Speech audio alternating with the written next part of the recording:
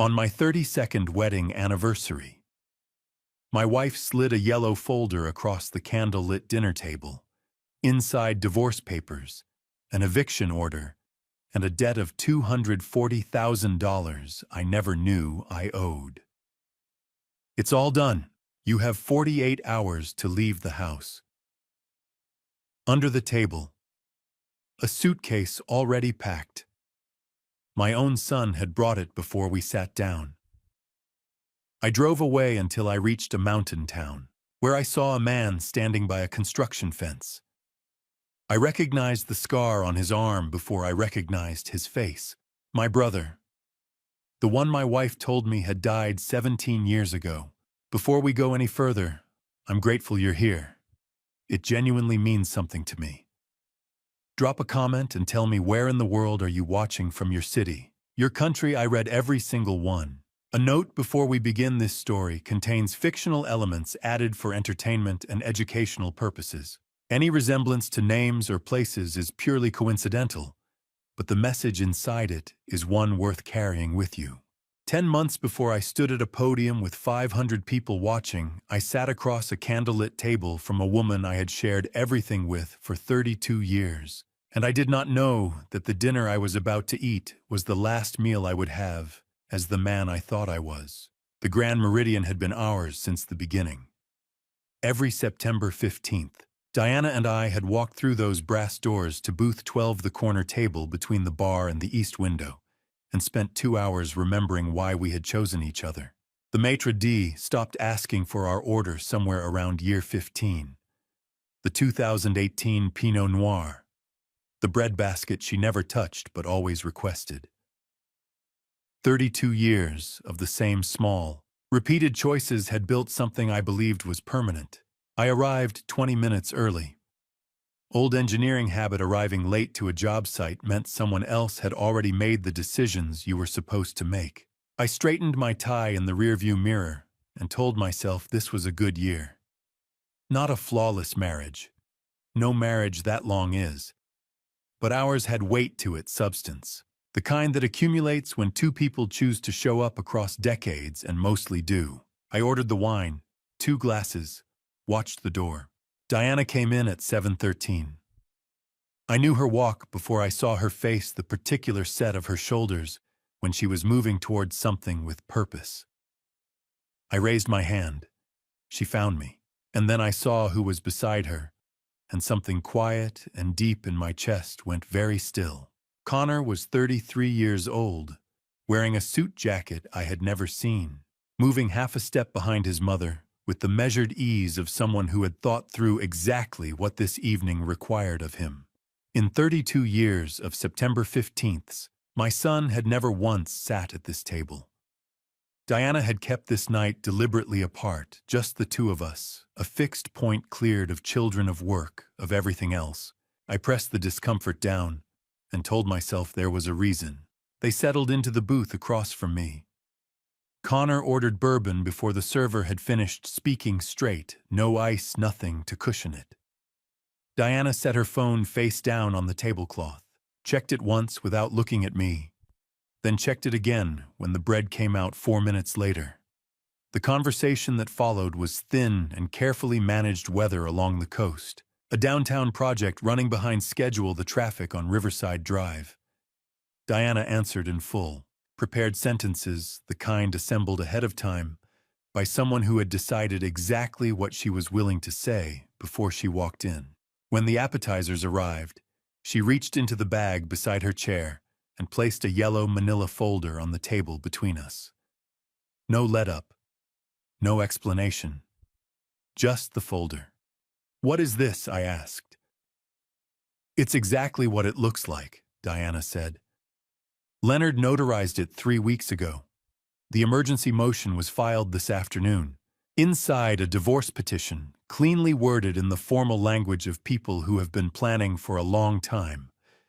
Behind it, a second document, an emergency motion for exclusive possession of the family home, already submitted to Hartwell Family Court that same afternoon. Not a warning, not an opening move, A completed legal action currently before a judge with a mandatory hearing scheduled within 48 hours. Connor slid a single page across the white tablecloth. A summary excerpt from a business operating agreement I recognized as one I had signed approximately 2 years prior. His finger rested at the bottom of the page on a clause designated Section 11. You signed this, Dad, 2 years ago. That clause is why we're sitting here tonight. I set the folder down. I looked at Diana. 32 years. Whatever I've done, we can talk about this. She looked back at me the way you look at something you have completely finished with. The talking is done, Edward. It's been done for a long time. She was not angry.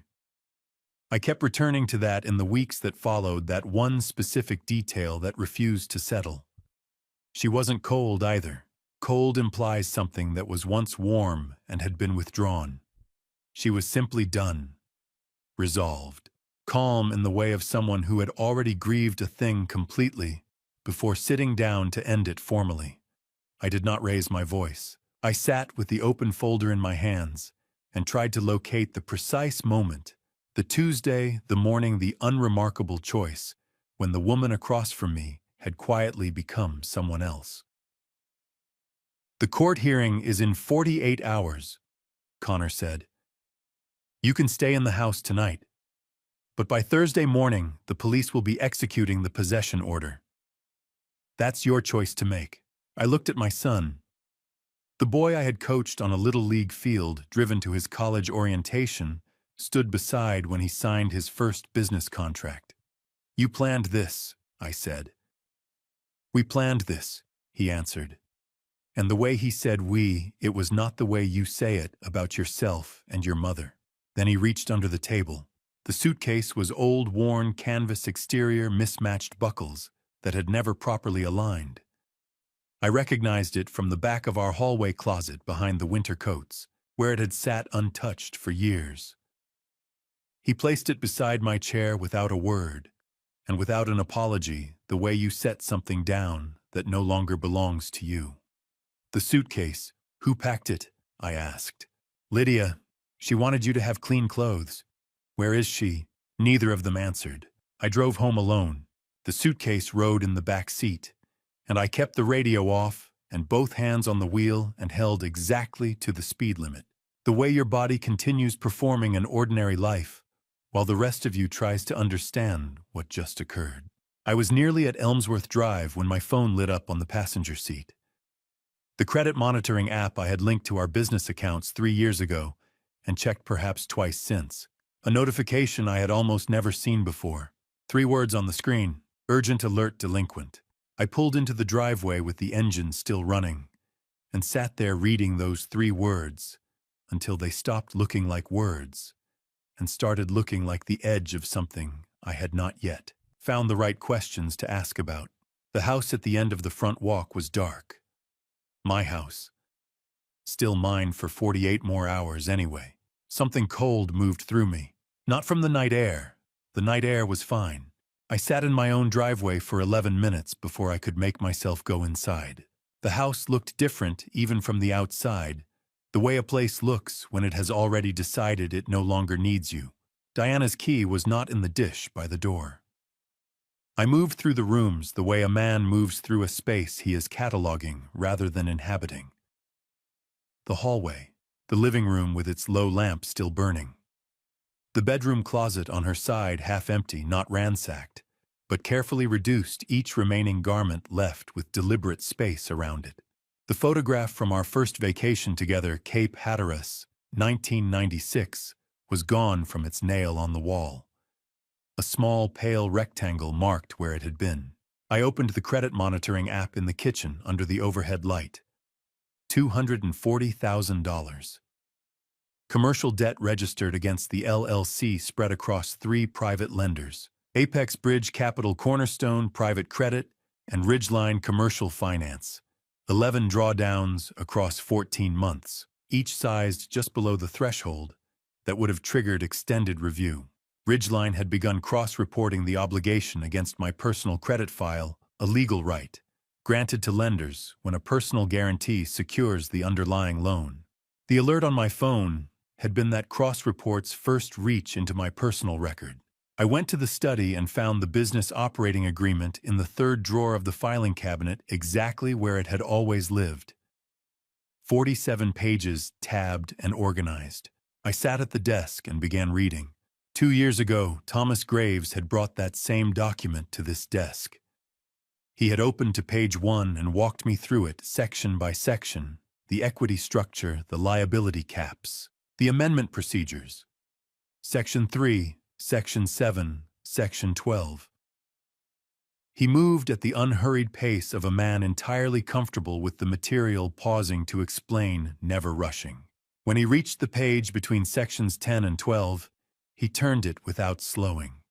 This section is standard indemnification language, he said, eyes already on the next page.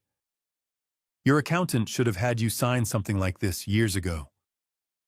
Tom, I trust you, I said. Where do I sign? Right there, and there. Don't worry about 11, that's just internal allocation language. He turned the page the way a man turns past a footnote. I read section 11 now alone at midnight. The clause was titled Indemnification and Risk Allocation Provision Language, engineered to read like protection and function like a trap. Unlimited personal liability for all obligations of the LLC. No cap.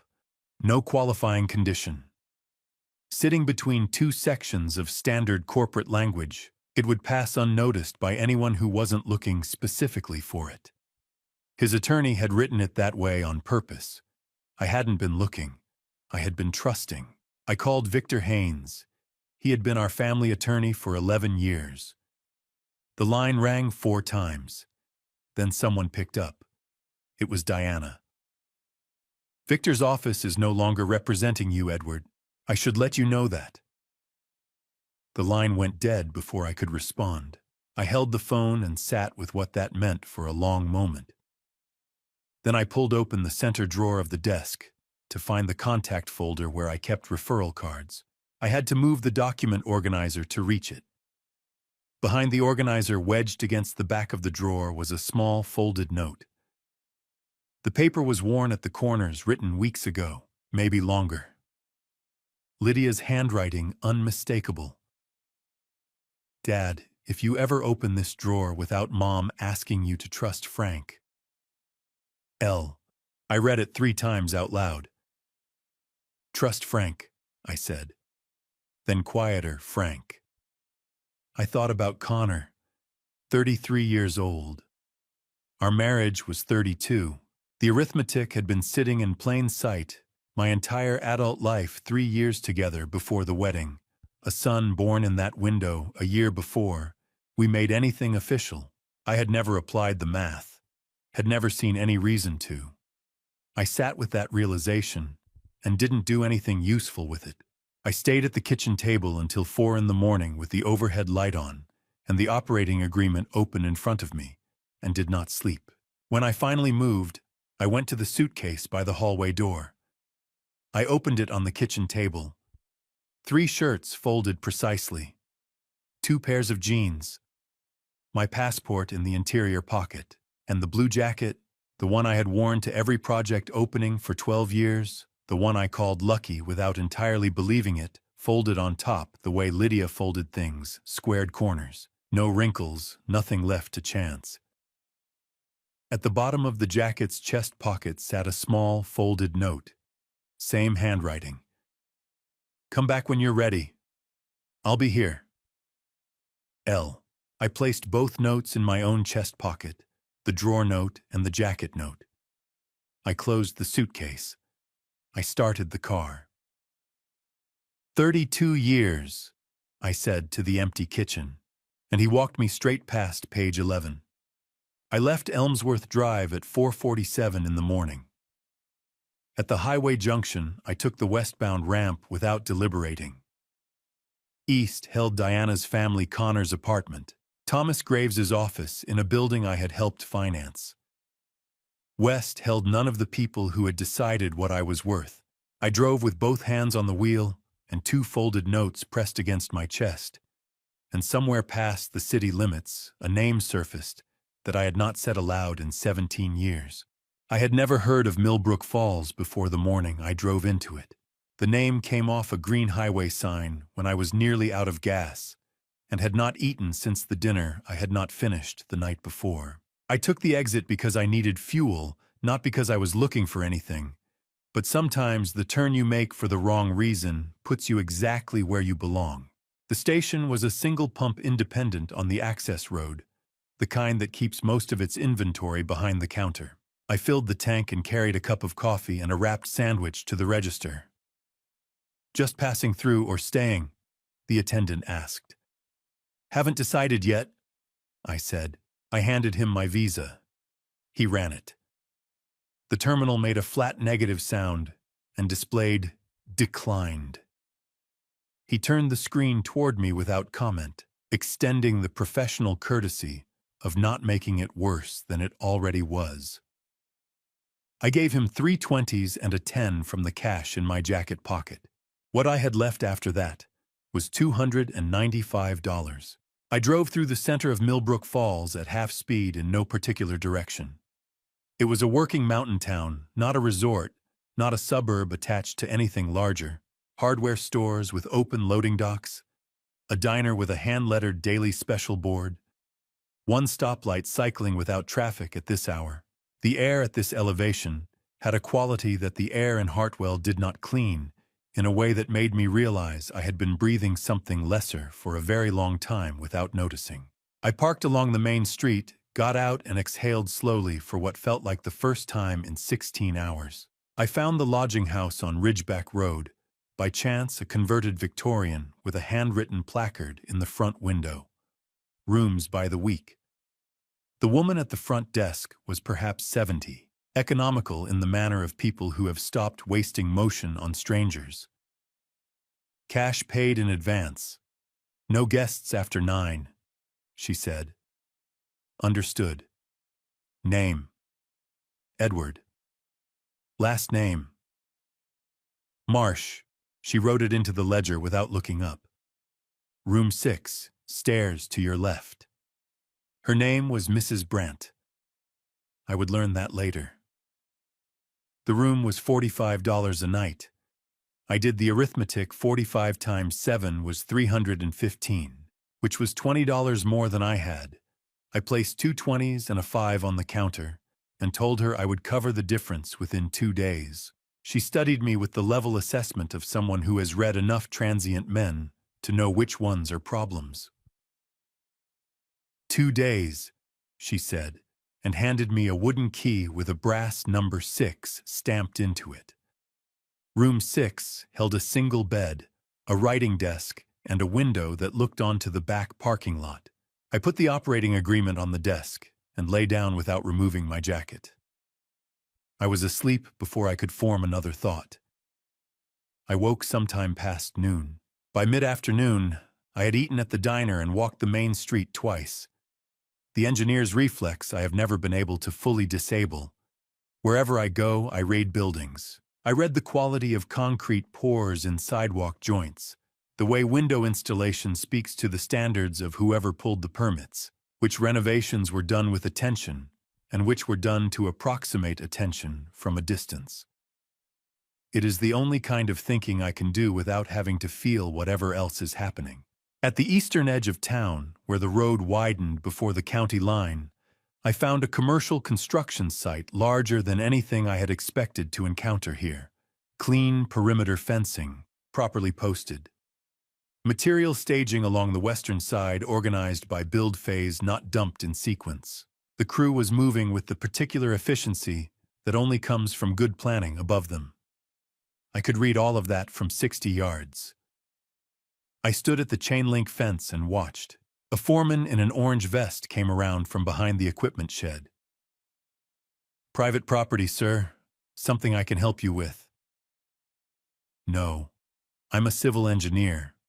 Old habit, I look at job sites." He relaxed slightly. "Marsh Capital Project. Running 3 days ahead of schedule." "I can see that.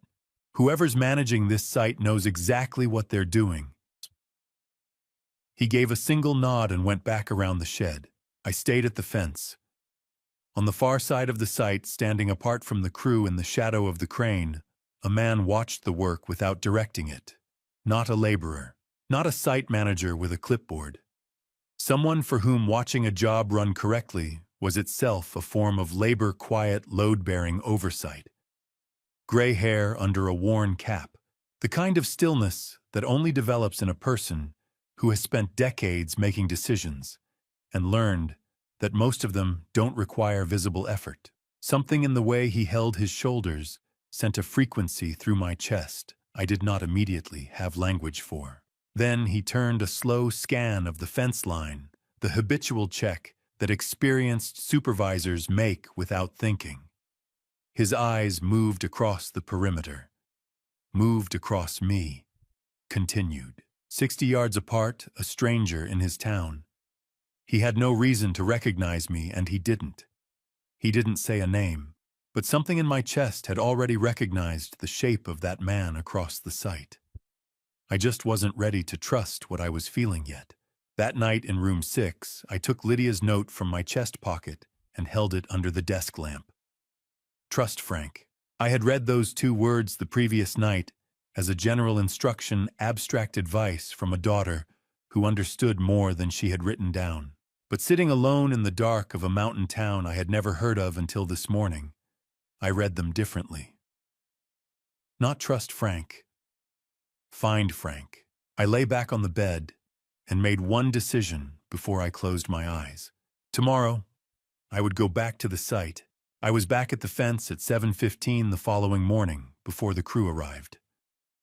I had told myself I was going for air the mountain kind that Millbrook Falls had in surplus, but I had stopped at the gas station on the way and bought 2 coffee cups, and I was standing at the chain-link fence with both of them going warm in my hands before I was willing to acknowledge what I was actually doing there.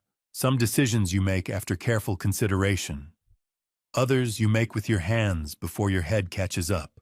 The site was quiet at that hour. Equipment at rest, no shouted instructions, just the sound of wind moving across an unfinished slab.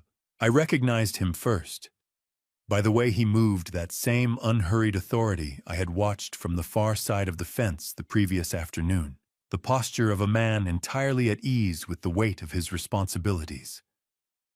He was crossing the site from the eastern corner toward the trailer, a rolled drawing tube under his left arm, moving at the calm pace of someone for whom urgency has long since been replaced by precision. He got closer. The gray hair under the worn cap.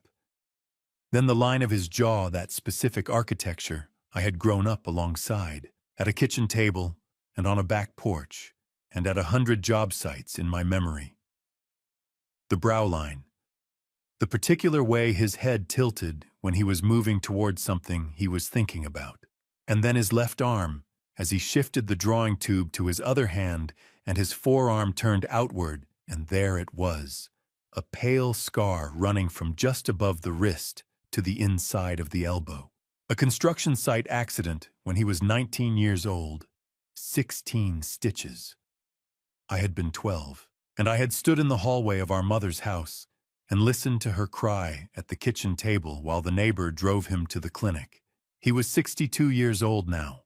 The last time I had seen him, we were both younger than that scar's story. He looked up and saw me at the fence. Something stopped in his face, not surprise exactly.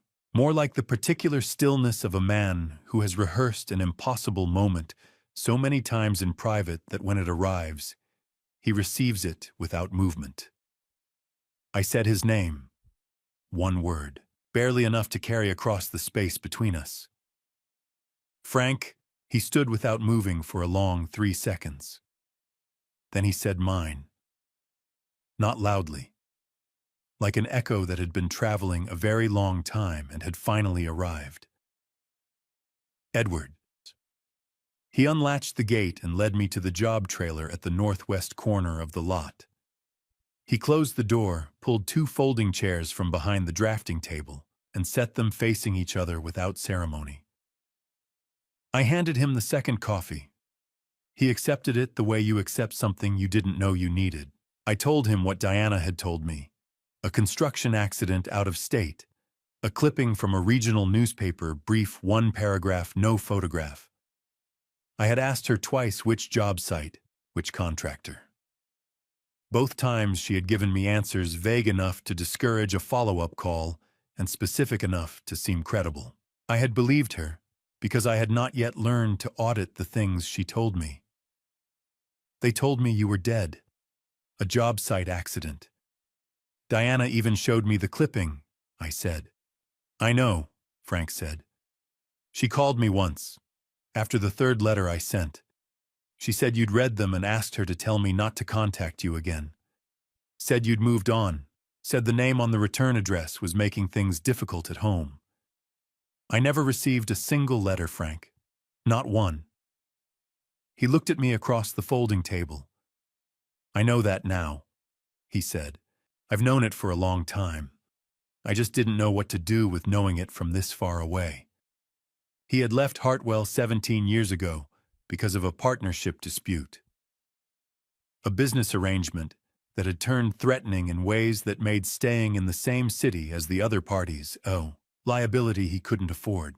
He had spent the next 4 years working construction across 3 western states, living off wages, accumulating savings, without pulling credit, without using his professional references, without attaching his name to anything that could be traced to his prior address. He had bought his first parcel of land in Millbrook Falls with cash, precisely because cash required no credit history, no background verification, no record connecting to who he had been anywhere else.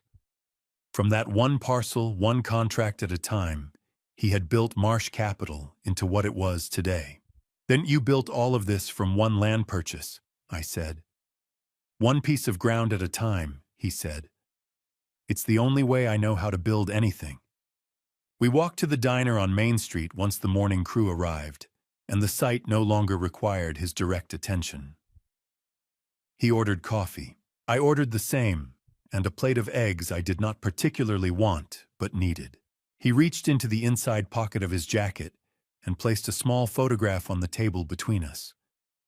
The color faded in the manner of pictures from a certain decade, the corners slightly soft from handling. 2 boys standing on a dock beside a summer lake. The older one squinting into the sun. The younger one caught mid-laugh at something happening off-frame. You still have this, I said. That was the last thing I packed when I left, Frank said.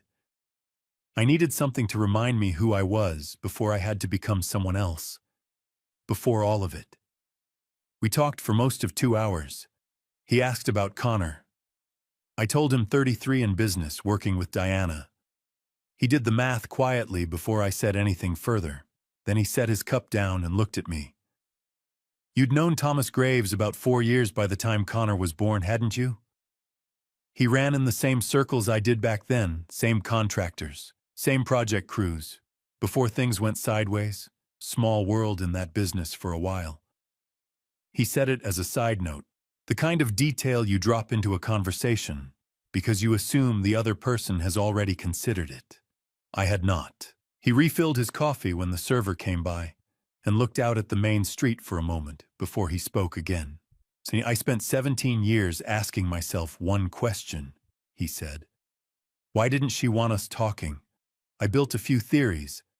Some of them I've been carrying around long enough that they feel like facts. He paused. But 2 days ago, I looked up and saw you standing at my fence at 7 in the morning with 2 cups of coffee and the expression of a man who has just found out his floor was never where he thought it was. And I decided I didn't want to hand you my theories. I want you to see what I've found. He pushed his cup aside. Come to the office tomorrow morning. Can you do that? I walked back to Ridgeback Road through the cold air with my hands empty, and no particular answer assembled. For the first time in 3 days, I was not entirely alone with what I was carrying, and the knowledge of that changed the weight of it without reducing it. But Frank's last words stayed with me the whole length of the walk, the way certain sentences attach themselves and refuse to let go. I want you to see it. Not hear it. See it. Whatever he had spent 17 years building toward understanding, he intended to show me rather than tell me. In my experience, when a man insists you see something with your own eyes, it is because he knows the thing will not survive being softened into words. Tomorrow, his office. Whatever 17 years of asking why had finally turned up. Frank's office was not what I had expected. After 5 days of gas stations and chain-link fences and a $45 room with a parking lot view, I had been preparing myself for something provisional, the workspace of a man who had not yet decided whether he was staying. Instead, I found a quiet, grounded room on the second floor of a converted mill building project. Maps covering one full wall, 11 active development files arrayed across the credenza organized by county, and a corner window that gave out across the entire length of the valley below. This was not a temporary setup. It was the office of a man who had made a decision, at some specific point, and without announcement, to stop moving and to build something that would last. A woman was already seated at the conference table when I came in. She stood when Frank introduced us. "Meg Holloway," she said. Firm handshake, measured voice. 11 years with Marsh Capital estate planning and fiduciary law. She had one folder open in front of her and a second, heavier stack of documents to her right, still closed. She had the particular composure of attorneys who deal regularly in high-stakes information, not the composure of someone delivering good news, and not the composure of someone delivering bad news. The composure of someone delivering facts in the correct order without editorializing. Frank poured coffee from the credenza and settled across from me. 9 years ago, he said, I hired a private investigator. Not to make contact, I want to be clear about that. Only to monitor from a distance. I needed to know you were all right when every direct route had been cut off. The investigator filed quarterly reports for several years. Most were routine. 2 years ago, the reports began flagging financial activity tied to the LLC operating agreement structured transfers that did not align with the declared revenues of the business. Frank had flagged the pattern, but could not act on it unilaterally from this distance. Then, in January of this year, a registered letter arrived at his office P.O. box. Inside a handwritten note from someone identifying herself as Lydia, explaining that she had found his name through an old document and that she believed her father needed help she could not provide on her own. I didn't act immediately, Frank said. I spent 6 weeks verifying she was who she said she was. I could not take the risk of trusting the wrong person with this, not after everything that had already been taken from both of us. Once the investigator confirmed her identity, Frank engaged Meg formally. 3 months later, in June of this year, Meg brought in Ray Simmons. Meg set her hands flat on the table. 7 years ago, she began. At Mr. Marsh's direction, I drafted and registered an irrevocable trust under state law. It is formally titled the Marsh Family Legacy Trust. She turned one page. You are named as sole primary beneficiary. Mr. Frank Marsh is named as grantor. The trust was funded with 11 real property holdings across 3 states, 2 active timber leases, and a portfolio of operating assets. Current total valuation $65 million. She paused. There is also a liquid reserve $4.2 million in cash equivalent instruments held by the independent trustee. I said nothing for a moment. $65 million sitting in a trust in the mountains built by a man I had believed was dead. Irrevocable means it cannot be undone or restructured. Meg continued. And because it was established 7 years prior to any ongoing litigation, it sits entirely outside the scope of any divorce proceeding or marital estate calculation. It was never marital property. It cannot be reached by discovery, by emergency motion, or by any filing currently active in Hartwell Family Court. Including Diana's attorneys, I said. Especially Diana's attorneys. Meg turned one additional page and made a brief notation. One more framework item relevant to what you'll hear shortly. Marsh Capital maintains a licensed subsidiary registered as a mortgage servicer entity under applicable state law.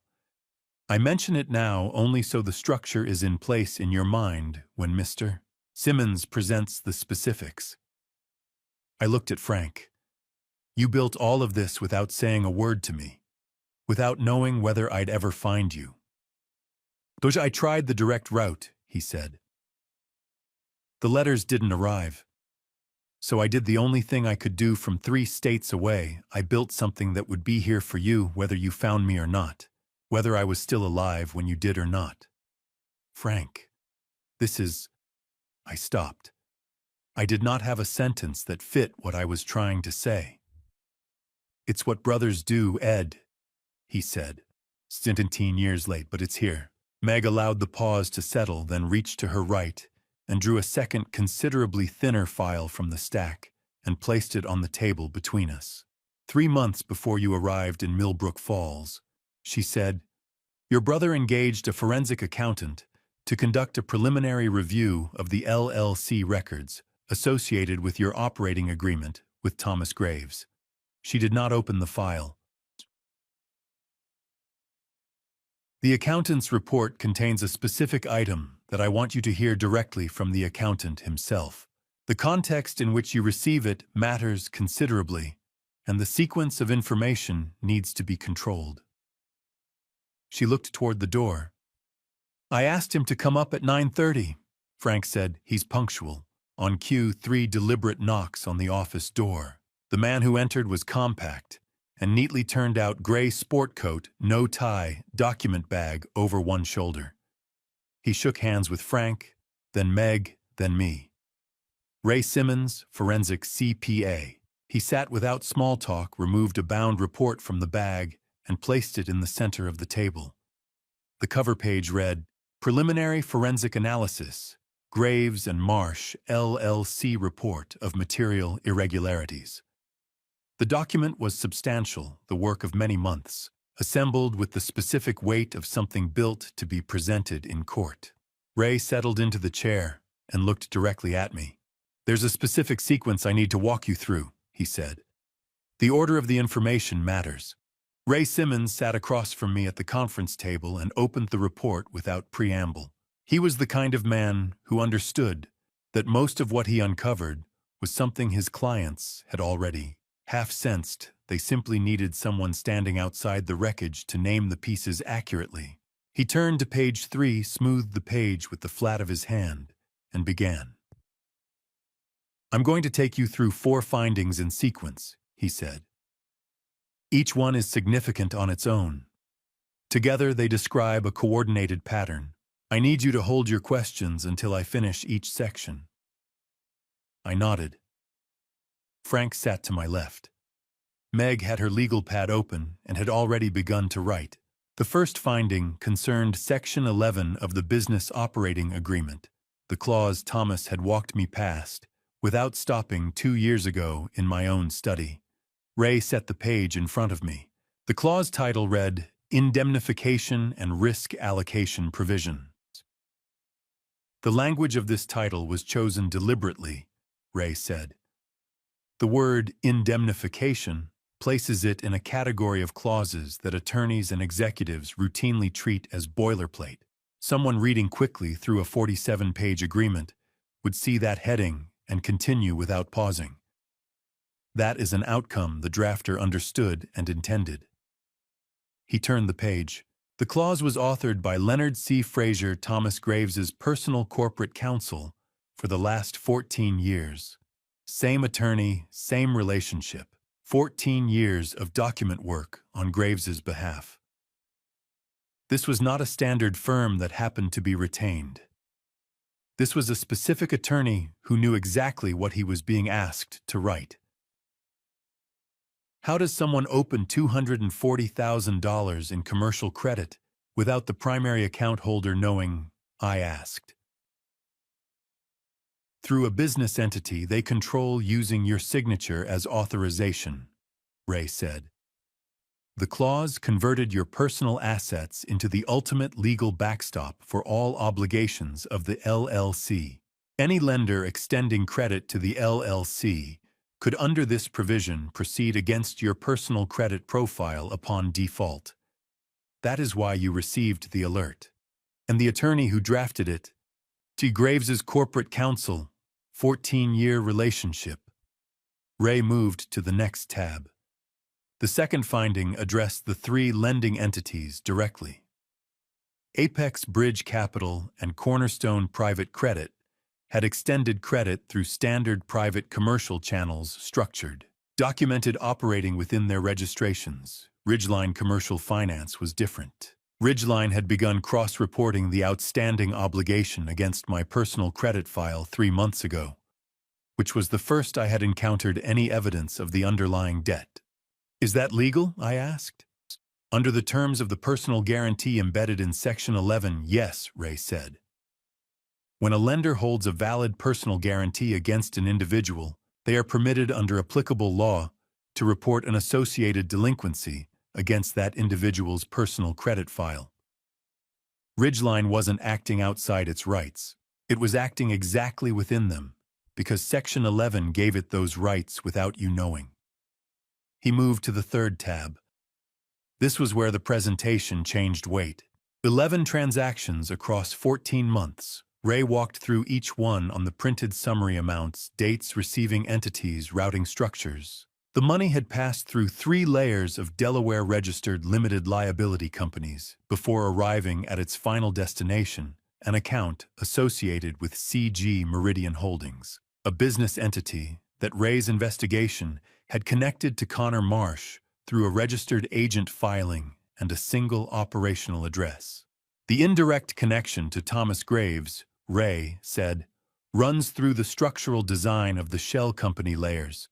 The architecture of these entities, the way the Delaware registrations are staggered, the way the operating agreements are cross-referenced, reflects a sophisticated understanding of multi-state corporate structuring.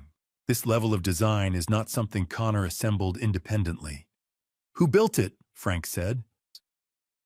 Someone with considerable experience in multi-state corporate architecture, Ray said, without looking up from the page. In Thomas Graves, I said quietly. Ray looked at me. His attorney's fingerprints are demonstrable. The direct involvement of Graves himself in establishing the shell entities I need. One additional corroborating piece before I can state that formally. What I can tell you is that nothing in this structure happened without someone with his level of knowledge and access. The fourth finding was a single line item. Ray turned to a flagged page near the back of the report and placed his finger on a highlighted row. $189. Debit card registered to Connor Marsh. Recipient Desert Southwest Medical Diagnostics, Phoenix, Arizona. Dated 26 months ago. This transaction appeared in the same account routing chain as the LLC activity, Ray said. No other personal transaction from this account approaches this amount during the same period. It appeared out of sequence with everything around it. What kind of facility is that? I asked. Ray opened his laptop and turned it to face me. Desert Southwest Medical Diagnostics offered a range of private clinical services. Their primary service line, listed first on their registered business description, was relationship DNA analysis, paternity testing, ancestry verification, and biological relationship confirmation. Connor had submitted 2 samples to the facility's mail-in program. The first sample was labeled with his own name. The second was designated Male Profile A, described in the submission notes as obtained from a personal item, a comb, packaged and shipped separately as part of the collection kit. The result had been returned to Connor's address. The conclusion of the report was 3 lines. I read all 3 lines twice. Connor Marsh and Male Profile A did not share a biological parent-child relationship. The individual identified as Male Profile A was not the biological father of Connor Marsh. The individual identified as Male Profile A was me. Ray closed the laptop. This test tells us who Connor isn't, he said. It does not tell us who he is. To establish the biological father's identity, we would need a reference sample from the correct individual. Without that, we have an exclusion, not an identification. He reached into his document bag and set a sealed envelope on the center of the table. The return address was a laboratory in Denver I did not recognize. This arrived at the office this morning by priority courier, he said. It is connected to the same laboratory account. I have not opened it. The four of us sat with the envelope in the middle of the table and nobody spoke. Frank poured water into 2 glasses. Neither of us touched them. The word paternity had not been said aloud in this room, and it did not need to be. It was present anyway, taking up the particular kind of space that a fact occupies when everyone in the room has just understood it at the same moment. Edward, Frank said, there are things a man needs time to be ready for. I'm not ready, I said. I don't think I'm going to get ready the way I want to be. He looked at me across the table. Then let Millbrook Falls teach you. There's no rush from this end. Stay a few weeks.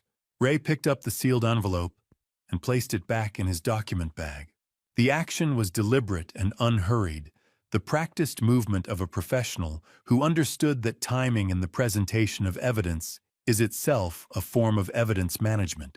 3 sets of eyes tracked it across the table and into the bag. I watched it go. Whatever was inside had arrived this morning from a lab in Denver. It had been generated by the same account that had produced the document I had just read. It would not contradict the first result. I understood that without being told. What it would do, what it was almost certainly built to do, was fill in the name that the first test had deliberately left blank. I was not ready.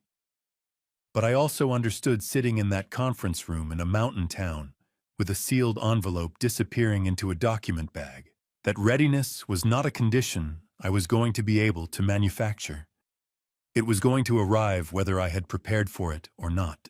In the weeks that followed, I stopped waiting for the world to reassemble itself into something familiar and began paying attention to the world that was actually in front of me. Frank seemed to understand, without saying so directly, that the best thing you can do for a man who has just lost everything is to put something useful in his hands and step back. I went with him to the job sites. There were 11 active projects across 3 counties in varying stages of completion: foundation work, framing, mechanical, rough-in finishing. I walked them the way I had always walked job sites, slowly looking at angles, thinking about what the structure was being asked to do, and whether the decisions being made at each stage were consistent with what the ground was actually telling the builder. On the 4th day, at a commercial development on the eastern edge of the county, I stopped near the southwest corner of the forming area and looked at the grade for a long time. "You've been looking at that corner for 10 minutes, Frank said from behind me. "The drainage slope runs the wrong direction," I said. "Not enough to show up in a dry season. But the first significant rain, you'll have standing water against that foundation for 48 hours minimum." Frank looked at it. Then he called the site foreman over and had me explain it again. By the following morning, the grade had been corrected. That was the conversation that settled the question of what I was going to do while I was in Millbrook Falls. "You keep looking at the structure," Frank said on the walk back to the truck. "Habit I can't turn off," I said. "Structure is what someone else already decided. The ground underneath is what you're actually responsible for." I thought about that for the rest of the afternoon. The following week, Meg processed the formal complaint submission with the FBI field office. The filing documented 3 categories of federal violation wire fraud across state lines: identity exploitation through a contractual provision used without informed consent, and coordinated fund extraction through a series of Delaware-registered shell entities. The complaint was supported by Ray's preliminary forensic report and accompanied by certified copies of the operating agreement and transaction records. "The complaint has been formally received," Meg told me over the phone. This takes time, months, possibly longer, depending on their caseload and how this intersects with other active matters. But the record now exists. How long before anything happens? I asked. Let it work, she said. That's what it's designed to do. The week after that, I signed a temporary consulting agreement with Marsh Capital Group. Frank had prepared it without fanfare, one-page simple terms, a day rate that was modest enough to feel honest. I was not an employee. I was not a partner. I was a man with 40 years of civil engineering experience who currently had nowhere pressing to be, and that turned out to be worth something in a company with 11 active sites and a brother who had been running operations without a second engineering opinion for years. I moved out of room 6 on Ridgeback Road and into a short-term rental cabin on the western slope. 2 rooms, a functional kitchen, a wood stove that required attention every few hours, but which I found to my surprise that I did not mind. I bought groceries. I cooked for myself for the first time in 30 years. I woke before dawn most mornings and drove to whichever site needed eyes that day. And I did not think further ahead than the following week, because the following week was as far as I could see clearly enough to be of use. One evening in the 3rd week of October, I was sitting at the cabin table with a cup of coffee and the current project schedule when the memory came without warning.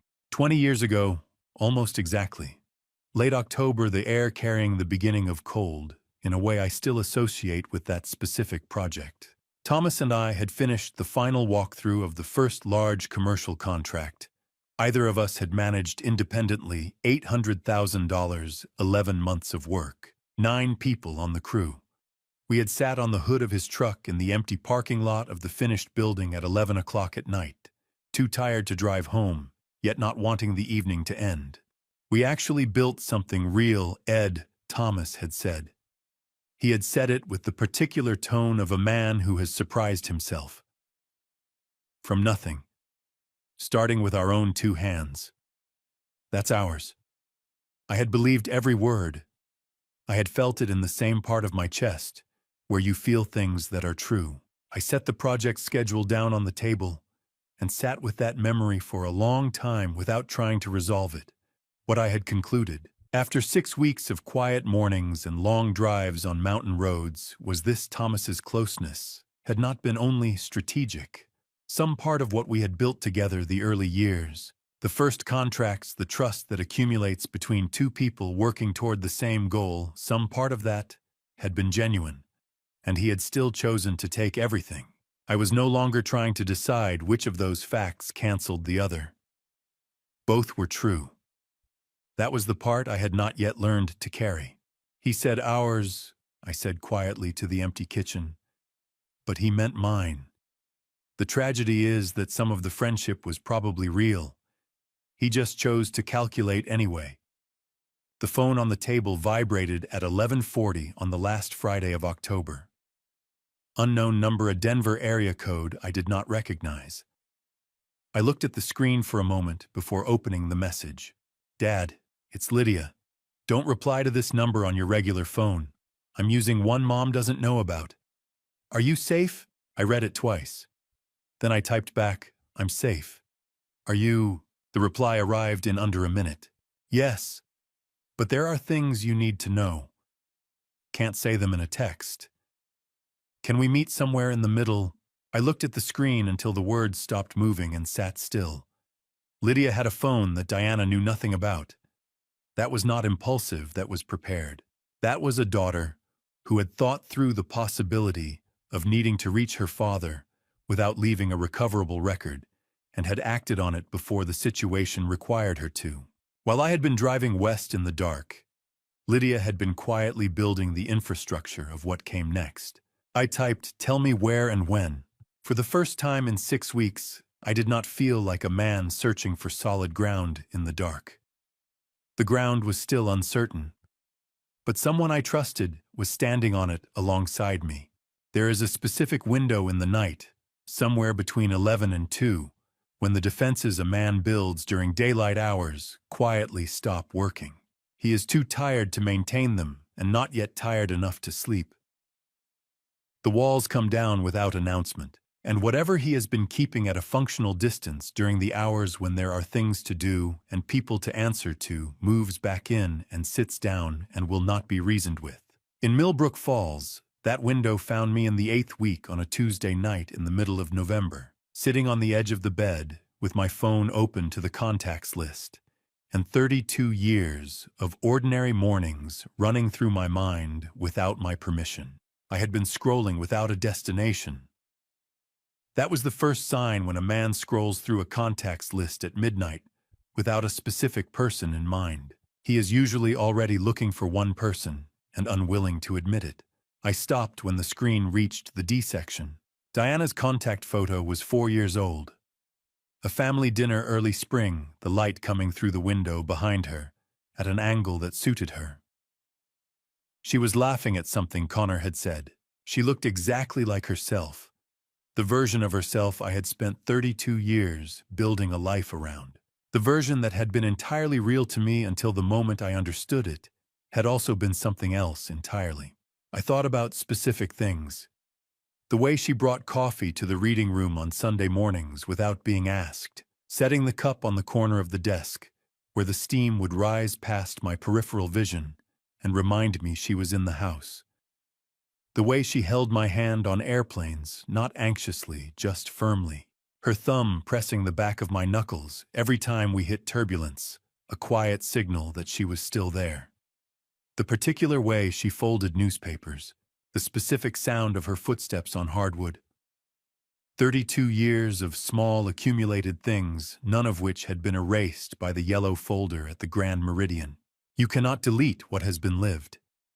It happened. It was real. The fact that she had also been someone else does not unmake 32 years of Sunday coffee. Both things are true at the same time. That is the part I had not been told how to carry. My thumb rested above her name on the screen. There was a soft knock. Not urgent a knock that said I noticed the light. Not something is wrong. Frank opened the door, took in the room in one quiet look, and came in without asking. He pulled the single chair from the corner, set it beside the bed, and sat down. He saw the phone in my hand.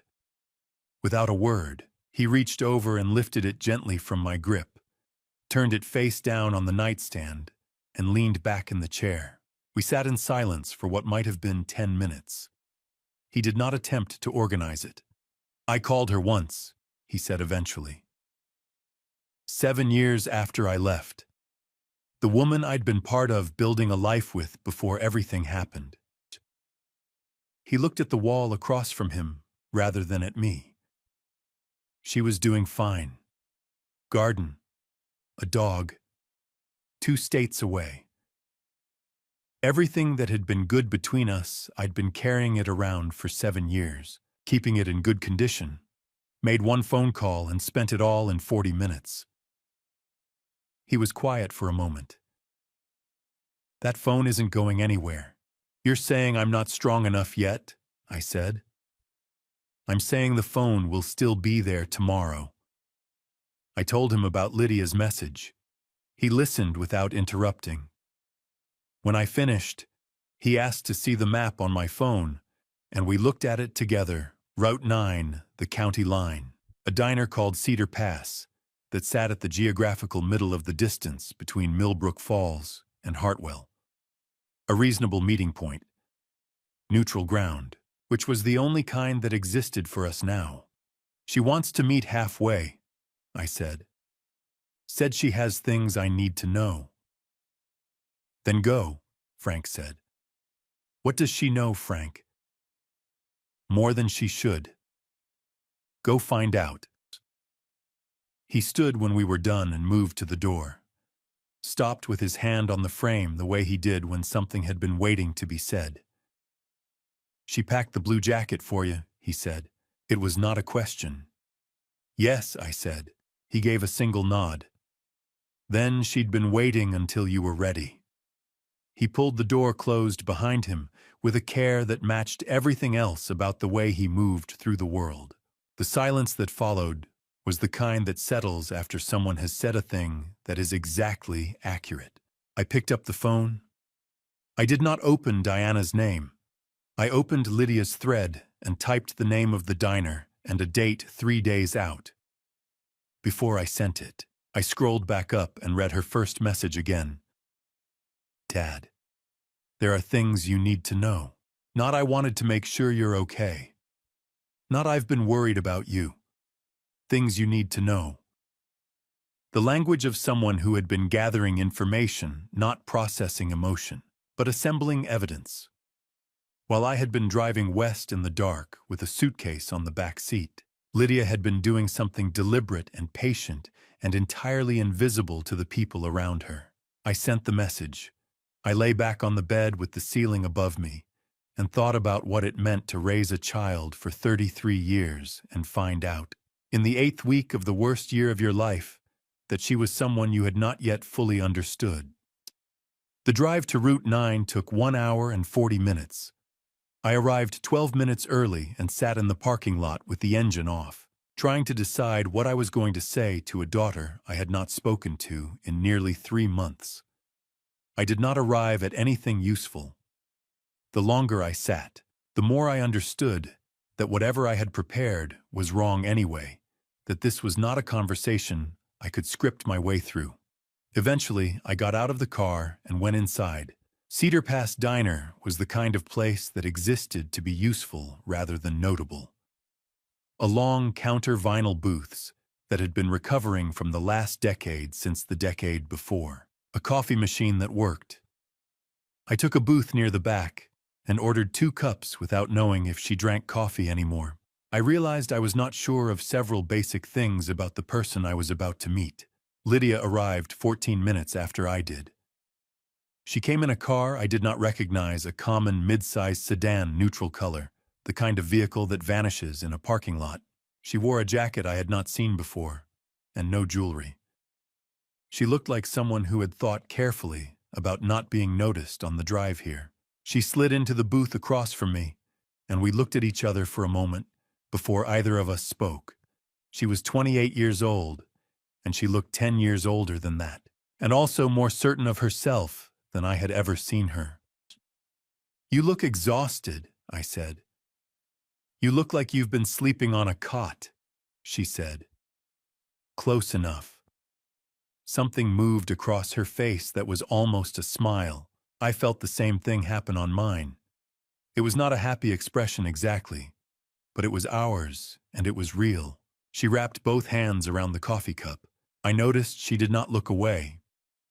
When she spoke, she held eye contact, the way someone does when they want to be believed, and have been thinking about this conversation for a long time. Lydia worked as a freelance graphic designer, remote projects. No office, no schedule that required explanation to anyone. She had been doing it since she left college. At the time, it had simply been the arrangement that suited her work and her temperament. It had turned out over the last 8 months to also be the arrangement that made her effectively invisible inside a household that was being run as something other than what it appeared to be. She could be present at any hour. She could leave at any time. No one required an accounting of her movements. 3 years ago, I started noticing things, she said. Nothing I could point to specifically. Conversations that stopped when I walked into a room. Numbers on documents that didn't add up to anything when I thought about them later. The feeling that there was a version of what was happening in the house that was not the version I was being shown. She turned the cup in her hands. 8 months ago, I saw Connor's laptop open on the kitchen counter. He had walked away from it for 2 minutes. The screen showed a draft document, an emergency possession motion. Your name was in it. Our house address was in it. The hearing date was already filled in. She had not confronted anyone. She had not called me. "Why didn't you come to me then?" I asked. "Because a daughter saying I think something's wrong doesn't protect you," she said. "Evidence protects you. I needed to be inside long enough to get something that would actually matter. If I'd come to you in March with a half-open draft document, what would you have done?" I thought about it honestly. "Talk to Diana," I said. "Right," she said. And then the document would have disappeared, and I would have lost the only access I had. She had found Frank through business registration records. She had known his name. Only from an old letter she had found folded into the spine of a book in my study years ago. A partial return address, a first name, a state she was no longer certain of. She had pulled public business registration databases state by state. Not every state maintains a fully searchable online registry, and the ones that do don't always cross-reference ownership by individual name when the registered entity operates under a company name. It had taken her 2 months of methodical searching before a registration filing in Colorado listed F. Marsh as an operating partner of Marsh Capital Group. She had sent a registered letter to the business address. He called me within a week, she said. He told me to stay inside, stay close to the house. Don't do anything that would change my access. He said I was more useful as an observer than as anything else. She had followed the instruction. 8 months of it. The recording device was small, an audio recorder the size of a thumb drive, purchased with cash from an electronics store 2 counties over. She had placed it in the kitchen, behind the ceramic spice container on the second shelf of the open rack, positioned between the fennel seed and the ground coriander, both of which no one in the household used. She was always present when it was running washing dishes at the sink, working on her laptop at the kitchen table, preparing food at the counter. Every recorded session had her physically in the room. 8 weeks of placing it in the morning and removing it at night, she said. Every single day. The flower, I said. I had read her earlier message carefully. Connor opened the cabinet above the recorder to reach the coffee filters. I had maybe 3 seconds before he looked down at the second shelf. I pulled the flour canister off the top shelf and dropped the whole bag. She paused. He spent 10 minutes helping me clean it up. He thought I was clumsy. She looked at me steadily. That was genuinely the most useful I had been that entire month. Were you frightened? I asked. Every morning for 8 weeks, she said. Yes. 9 recordings across 4 months.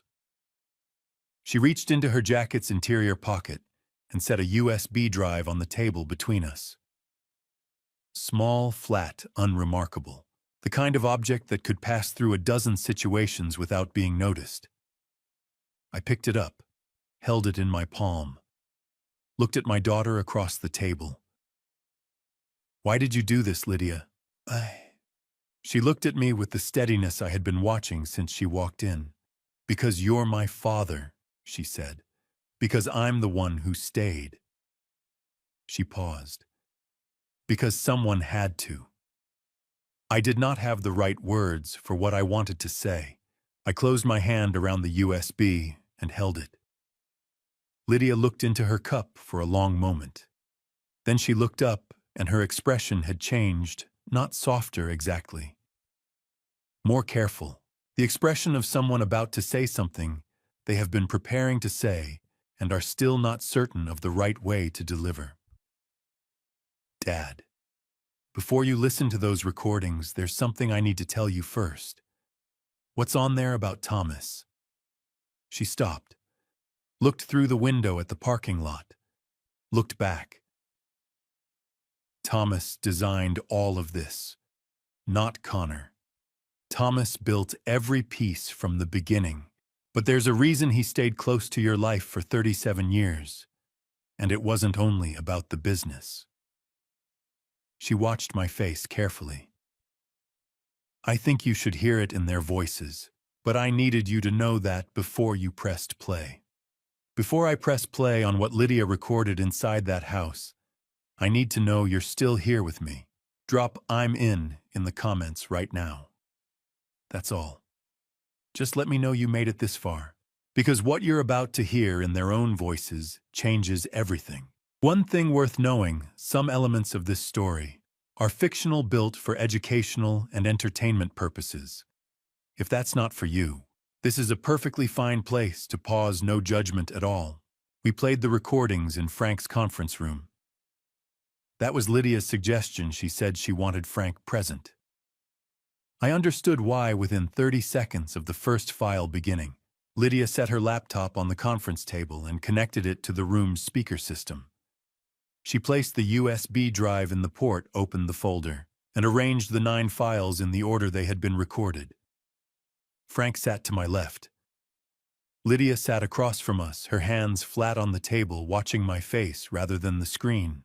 We were quiet in the particular way of people who understand that what is about to happen cannot be undone by stopping it. She pressed play. Recording 1, the kitchen a morning in late summer. The ambient sound of the house, the refrigerator traffic on Elmsworth Drive, and then Diana's voice and Connor's voice, close and unhurried. They were discussing a withdrawal timeline. Connor confirmed that the routing structure of the Delaware entities had been built to absorb a standard forensic review without surfacing the destination accounts. Diana's response was measured. The last 2 draws need to clear before the anniversary, not after. Recording 3 was shorter. Connor's voice alone relaxed in the way a man is relaxed when he believes he is unobserved. He was summarizing something for what sounded like a second party on a call, confirming the architecture of the arrangement in plain terms. Thomas built all of this, he said. Every layer of it. This is Thomas's blueprint, not mine. I'm operating inside a structure that was already complete when I came into it. I reached out and paused the file. His blueprint, I said, not to anyone specifically. Keep going, Frank said. Recording 5, Diana alone in the kitchen on a telephone call. Her voice had the particular cadence of someone reporting to a superior, not formal, but deferential in small ways that I recognized now as something I had heard for years without assigning a name. By the time he fully understands what he actually signed, she said, there won't be enough time left in the structure to unwind it. That's the design. I listened to that sentence twice. Then I nodded to Lydia, and she moved to recording 7. This one was different. Connor speaking, and beneath his voice through the phone's speaker, audible but slightly filtered, a second voice I had not heard in 4 months, but which I would have identified in any room in any quality of audio. Thomas Graves, measured and direct, and so clear his position before he has time to find his footing again. That needs to happen on the timeline we set. The room held the weight of that sentence. 37 years, I said, quietly. It was not a complete thought.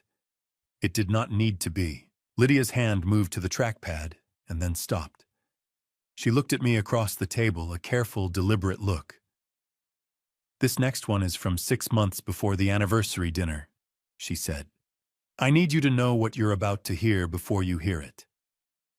She pressed play. Diana's voice alone in the kitchen early morning. A phone call. The quality of a conversation already in progress when the recording began. He still doesn't know anything about Connor, does he? A pause. Then Thomas's voice, clear, unhurried, in a register that told me this was not the first time they had spoken about this particular subject. No, and he won't, unless something forces the matter. I reached forward and stopped the file. The room was completely silent. What does that mean? I said. It was not quite a question. I was not quite asking. No one answered immediately. Lydia waited. Frank looked at the table. They were giving me the time to understand it on my own terms before anyone offered a word. Lydia straightened in her chair. She had been waiting to say the next thing since she walked into the Cedar Pass diner 4 days ago. Yeah, I'm your daughter, Dad, she said. I've been certain of it for 3 months. I ran my own test. The official confirmation is available whenever you need it. But I want you to hear it from me first. Whatever you're about to hear in the last recording, this part is not in question. I am completely yours. I reached across the table and placed my hand over hers for a moment. I did not have words adequate to the situation, and I did not look for any. Play the last one, I said. Recording 9. 30 seconds. 40 at most. Connor and Diana a morning the previous spring, voices low in the way of people having a conversation they have had before and expect to have again. Does he know who his biological father actually is? Diana answered without hesitation. He found out on his own 3 years ago. He ran the test himself. Then he came to me. A pause. Connor's voice and Diana. We decided together that where he came from doesn't define what we're building. It never mattered to us where he started. The recording ended. The file closed. The laptop fan was the only sound in the room. Then the door opened. Ray Simmons came in without knocking, the unhurried step of a man who had been told he was expected and had timed his arrival with deliberate precision. He looked at Lydia. He looked at me. He set his document bag on the table and removed a single printed page, warm paper recently printed, still carrying the slight curl of a document that had come off a printer within the last hour. She told me where to look for the physical corroboration, he said. He set the page face up on the table between us. Paternity analysis results. Connor's handwriting on the submission form. His name on the account. You need to read this yourself. Ray placed the paper on the table and took one step back. It was a practiced movement, the particular withdrawal of experienced forensic analysts who understand that information of this magnitude requires space around it. He did not prompt anyone to react. He did not explain what the document said before we had read it. He simply set it where we could all see it and waited. The first result was from Desert Southwest Medical Diagnostics in Phoenix. I had already seen the summary of this test in Ray's preliminary report, the exclusion finding. The confirmation that Connor and the individual identified as male profile A did not share a biological parent-child relationship. Male profile A was me. What the printed page added was the submission documentation, Connor's handwriting on the intake form, his name on the account. His personal debit card number charged the $189. His choices, his initiative, his project. The test had been run 26 months ago. He had been carrying this information for over 2 years. Thomas Graves was not named anywhere in that document. The exclusion result stood alone, who I was not confirmed by evidence Connor had assembled himself.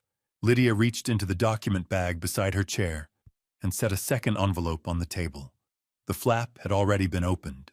She had retrieved it from Connor's locked desk drawer, using a key she had found taped to the back of the drawer frame itself, a location she described with the flat matter-of-factness of someone who had learned to think like the people she was watching. I know. This one came from the same laboratory, she said. 3 months after the first, Ray opened the second envelope and arranged the documents in sequence.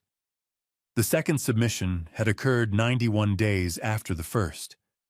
The sample label this time read, Male Profile B No Name, consistent with the lab's submission protocol for non-consented reference samples. The source notation in Connor's own handwriting, glass family dinner, November 14th. A wine glass taken from the table at a dinner at the house and packaged in the collection kit that same evening. The result field at the bottom of the second report was a single word. Match biological paternity confirmed. Behind the lab report, a printed email chain. Connor's address at the top. The recipient. A private account I recognized as Thomas's personal email. He had given it to me years ago for after-hours project communications. Connor's message was 4 lines. I submitted both of our samples at the same time. The results are in. I need to speak with you directly. The timestamp was the same week as the second lab result. Thomas's reply was 2 lines. Come to the office Thursday. Don't put anything else in writing. I understood the legal principle Ray had explained to me several weeks earlier. Under applicable federal and most state laws, collecting a DNA sample from a discarded personal item, a glass, a comb, a napkin, does not require the subject's consent in a civil context. The sample is considered abandoned property. Connor had operated entirely within the boundaries of what was legally permissible. The submission forms listed only alphanumeric sample designations, not names the laboratory's standard privacy protocol. Thomas Graves's name appeared nowhere in either laboratory document, only in the email. I read through both sets of results, and the printed email chain once straight through without stopping. Then I set them on the table with the care you use when handling something that has been damaged and cannot sustain additional pressure. I did not raise my voice. I did not push back from the table. I became instead very quiet in the particular way a person becomes quiet when they are processing something that has reorganized a significant portion of what they believed about their own life. Thomas was at the hospital, I said. The night Connor was born. He brought daffodils. Diana had mentioned once that roses were too predictable, and Thomas remembered that. He was the first person outside the family to hold the baby. I looked at the table. We had known each other 4 years by then. I thought he was there because that was what close friends did. I said the next part slowly because I needed to say it aloud to understand it. Connor was born a year before Diana and I were married. We had been together 3 years before the ceremony. I never once asked about the timing. It never occurred to me that there was anything to ask about. I stopped. Not once. Not in 33 years. Frank's voice was quiet. No, you wouldn't have. Ray spoke carefully, staying with the documented record. Based on the recordings, Connor discovered this on his own approximately 3 years ago. He ran the first test, got the exclusion result, which told him you were not his biological father, but did not identify who was. He submitted the second test later after he had gathered a reference sample. When the confirmation came back, he went to Diana. Ray set his pen down. The recordings capture the rest. Once Connor told Diana, instead of telling you, the three of them moved in the same direction. Did Diana know? I asked. Before Connor came to her, did she know all along? The recordings don't establish that with certainty, Ray said. What they establish is that once Connor brought the confirmation to her, she didn't hesitate. Whatever she may or may not have known before that moment, her response to knowing was immediate. When he told her instead of me, I said. It was not quite a sentence. Yes, Ray said. I stood up and walked to the window. The valley below the mill building was clear and cold, a bright December morning, the kind that makes distances look shorter than they are. I stood there for a while and let the information settle into whatever part of a person absorbs things that cannot be reasoned away or disputed or set aside. What I felt was not collapse and not rigidity. What I felt was a particular kind of stillness, the stillness of someone older than they were an hour ago, and more certain of what the next step needed to be. I turned back to the room. All right, I said. What do we do next? Meg opened her folder for the first time in the entire meeting. She allowed herself a brief, quiet expression that was almost a smile. The expression of someone who has been waiting a long time for a specific question and is glad to finally answer it. She removed a document I had not seen. A business registration filing from Delaware dated 6 weeks prior. The registered entity name at the top of the page, Blue Ridge Acquisitions, LLC. Do you recognize it? She asked. I did not. And you will, she said. Blue Ridge connects everything you've learned today to something Thomas Graves has been trying to keep buried since 2009. Meg set the Delaware registration filing on the conference table with the precision of someone placing the final piece of a puzzle, the piece that once correctly positioned, causes everything else to reveal what it has been all along. She did not rush the presentation. She flipped it to face me and gave me 30 seconds to read the entity name, the registration date, and the registered agent address before she began. 2 connections, she said. The first is current. Blue Ridge Acquisitions, LLC was used as an intermediate entity in the transfer architecture Connor and Thomas built over the last 14 months. It received a portion of the extracted funds before they moved through the Delaware shell companies you've already seen in Ray's report. She turned the page. The second connection is older. In 2009, Thomas Graves made a direct capital contribution of $1.2 million to Blue Ridge's predecessor entity, a private fund registered under a different name at that time, but with the same registered agent and the same beneficial ownership structure. That contribution financed a portion of a project you and Thomas were jointly operating that year. Ray confirmed it in 2 sentences. The $1.2 million had no corresponding disclosure on Thomas's federal tax filings for that year, and a subsequent review of the project's reported revenues showed the contribution was absorbed without appearing in any documented partnership income. It was, in the most straightforward available characterization, unreported income. The amount is significant enough to constitute a material tax violation, Meg said. And the project it financed is one Edward would have direct knowledge of. His testimony, if obtained under proper circumstances, would be the most natural corroborating path to that finding. I looked at Frank. Something was settling into place, not as a surprise, but as a confirmation of a shape I had been sensing without being able to name. Thomas wasn't only protecting the arrangement with Connor, I said. No, Meg said. He had 2 reasons operating simultaneously. The first, you are the only living person with direct operational knowledge of the 2009 project, who might, under the right circumstances, inadvertently lead investigators back to Blue Ridge and the undeclared funds. If you were discredited, your finances destroyed. Your reputation dismantled, your testimony would carry no weight, and your access to those records would be severed. The second reason is the one you already know.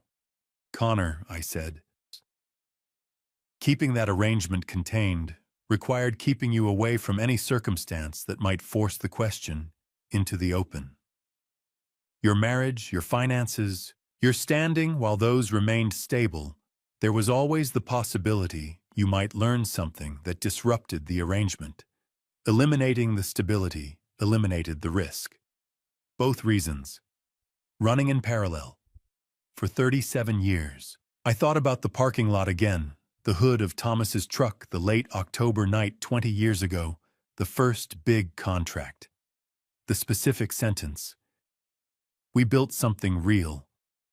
That's ours. I had carried that memory into the conversation in my cabin several weeks ago and understood it as the image of a friend who later chose to betray a real friendship. Now I heard it differently again. Thomas had not been celebrating. He had been taking inventory. He was noting in a moment of genuine satisfaction the extent of what he would have access to going forward. The friendship was not a mask over nothing. There had been real regard, real shared work, real effort, and it had run alongside a calculation that never stopped. Both. Simultaneously. Every year. That was the kind of betrayal that does not simplify with time. Meg set 3 documents side by side at the center of the table: a commercial debt purchase agreement, a promissory note, and a mortgage deed. She walked through each one briefly. Marsh Capital's licensed mortgage servicer subsidiary, the entity she had mentioned in passing in this same room 3 months ago, had purchased Connor's outstanding commercial debt from Ridgeline and the 2 other lenders on the open market, outbidding 3 other interested buyers. It now held the obligation. The promissory note formalized the terms. The mortgage deed covered the Elmsworth Drive property that Diana had secured as collateral through the emergency motion. I picked up the mortgage deed and found the creditor line. My name was on it. Connor believes he owes a faceless investment fund, Meg said. Diana believes Hartwell Community Bank still holds the Elmsworth Drive mortgage. Neither of them has received a notification yet, because we are not required to issue one until the first payment demand. He's been standing next to me for 37 years, I said. Frank's answer was quiet. Yes, to stay close to Connor, to protect the 2009 tax exposure. And because having someone like me beside him gave him credibility, he couldn't have manufactured any other way. All three reasons, Frank said. Every year. All at once. I sat with that for a moment. Then I asked the question that had been forming since Task 11, since the parking lot memory, since the hospital story. Was there ever a point where he could have stopped a moment, where he could have chosen differently? Frank considered it. He chose the path the first time he let his attorney write a clause you couldn't understand and walked you past it without explanation. That was the decision. Everything afterward was just maintenance. He looked at the table. He had 37 years to correct it. He used every one of them to go further in. I looked at the three documents in front of me. The debt purchase agreement, the promissory note, the mortgage deed with my name on the creditor line. Show me the rest of what you've built, I said. Then let's talk about how we use it. Meg turned to the rear section of her folder pages I had not seen organized with the neat precision of someone who had been preparing this section for months and was only now permitted to open it. At the top of the first page, an event summary. Marsh Capital Southeast Foundation Charity Gala. Grand Ballroom Hartwell Grand Hotel. A benefit event with confirmed attendance from the city's financial and civic leadership. The program listed two featured names. The first was Frank Marsh, founding director. The second was my name, Edward Marsh Trust beneficiary and co-director of operations. Your name is on the program, Meg said. Frank looked at me across the table. For the first time since I had sat down beside him at a construction fence 4 months ago, there was something in his expression that was close to straightforward satisfaction. You're going home, Ed. I thought about the Hartwell skyline, the particular angle of it from the east, the way I had known it for 35 years. For 10 weeks, that image had come to me with the particular weight of a place I had been expelled from. Now, sitting in the conference room of a mill building in Millbrook Falls with a mortgage deed and 2 paternity reports and a charity program and my brother's voice in the room, I thought about Hartwell and did not feel like a man who had been running from it. I felt like a man who had been getting ready. I held the mortgage deed for a long time after the meeting ended, long enough for the paper to warm in my hands. I knew the house at 14 Elmsworth Drive in the particular way. You know a structure you have put your own labor into the 2 exterior repaints, the insulation work in the attic. The month in December 9 years ago, when I rerouted the plumbing in the east wing by myself because the contractor's timeline added 3 weeks, I was unwilling to wait. I had built that house from the inside out, across 30 years of small decisions. My name was now on the creditor line. I owned the debt that stood against it. There was a precision to that arrangement that was almost architectural, the kind of symmetry that does not arrive by accident. In January, Meg presented the full legal framework of what had been assembled over the previous 3 months. The mechanism ran through Marsh Capital's licensed subsidiary, the mortgage servicer entity she had first mentioned in a single sentence in this same room in September, which was registered under applicable state law as a qualified purchaser of residential and commercial mortgage instruments on the secondary market. That registration was the legal precondition. Without it, a private party could not acquire a first lien mortgage note in an arm's-length transaction. With it, the purchase was documented lawful and defensible. Connor's outstanding commercial debt. The $240,000 obligation across the 3 lending entities had been acquired through an anonymous competitive bid process. Marsh Capital's holding structure had outbid 3 other interested buyers purchasing the distressed obligation at a negotiated discount. The purchase was completed without Connor's knowledge, as the law permits in secondary market transactions. The acquiring entity is under no obligation to notify the debtor at the time of purchase. The Elmsworth Drive promissory note had been obtained through a separate secondary mortgage transaction. Diana's lawyers had filed the emergency motion, secured the possession order, and placed the house in her name.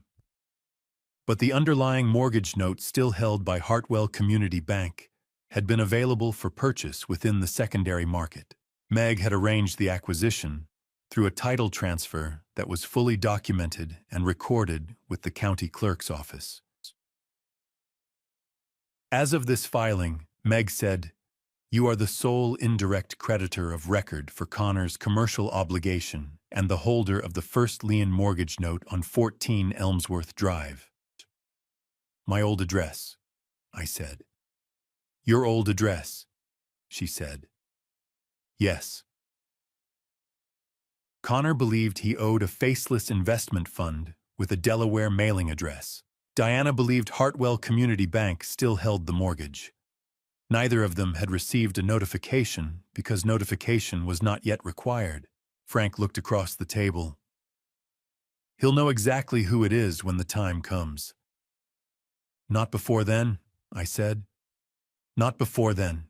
The gala had been formalized in partnership with the Hartwell Legal Aid Society, an arrangement that explained the scale of the anticipated attendance. The society maintained a network of contributors that included corporate executives, civic officials, 2 state legislators, and a press contingent that covered the organization's annual events as a matter of course. 512 confirmed invitees. Grand Ballroom, Hartwell Grand Hotel. July 14, 2025. The event program carried 2 featured names, Frank Marsh, founding director, and Edward Marsh, trust beneficiary and co-director of operations. My name had not appeared in connection with anything in Hartwell for 4 months.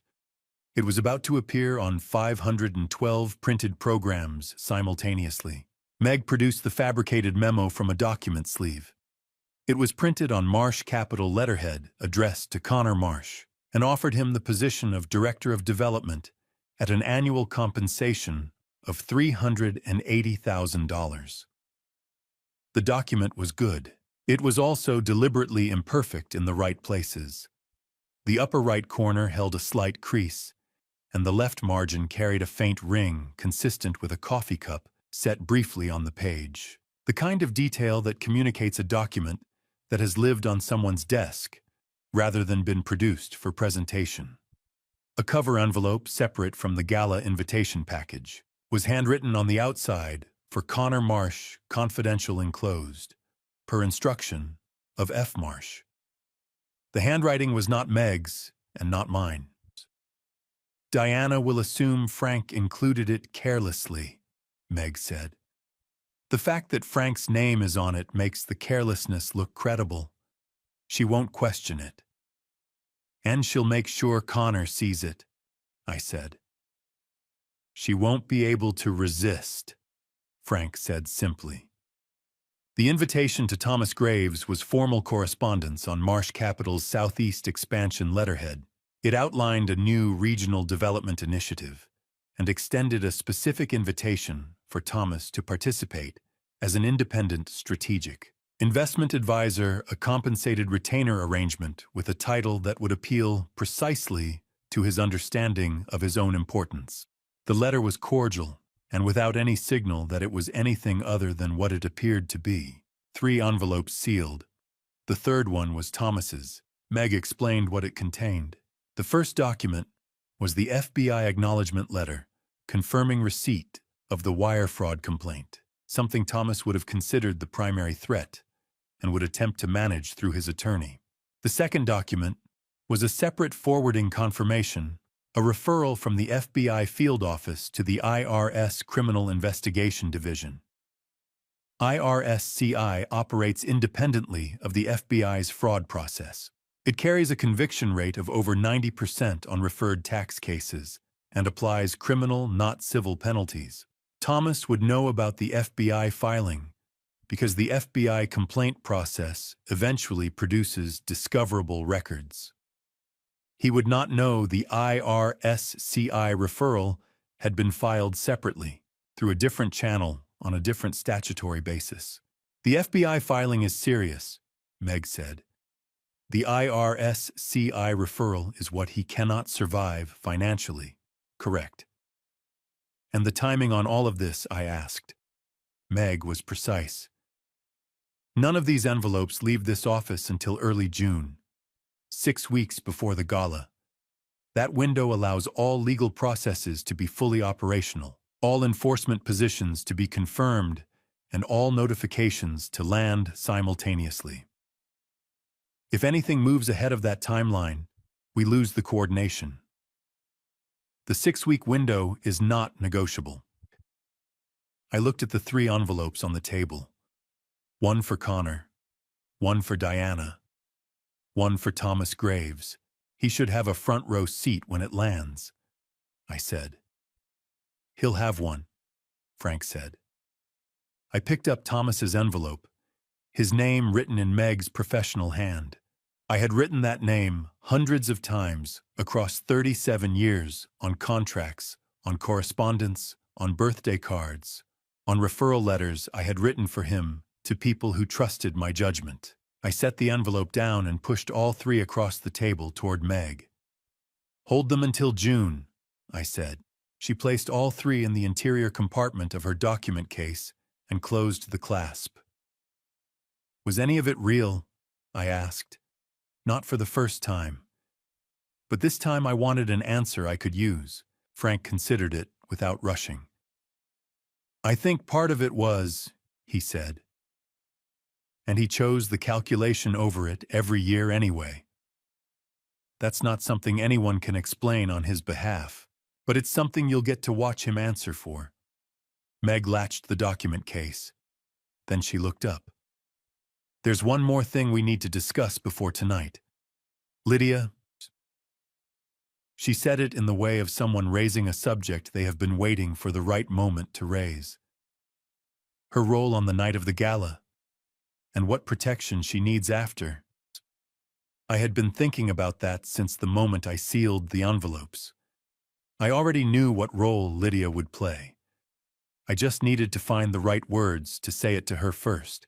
5 months passed between the evening we sealed the 3 envelopes and the week before the gala. That was not delay, it was the minimum required.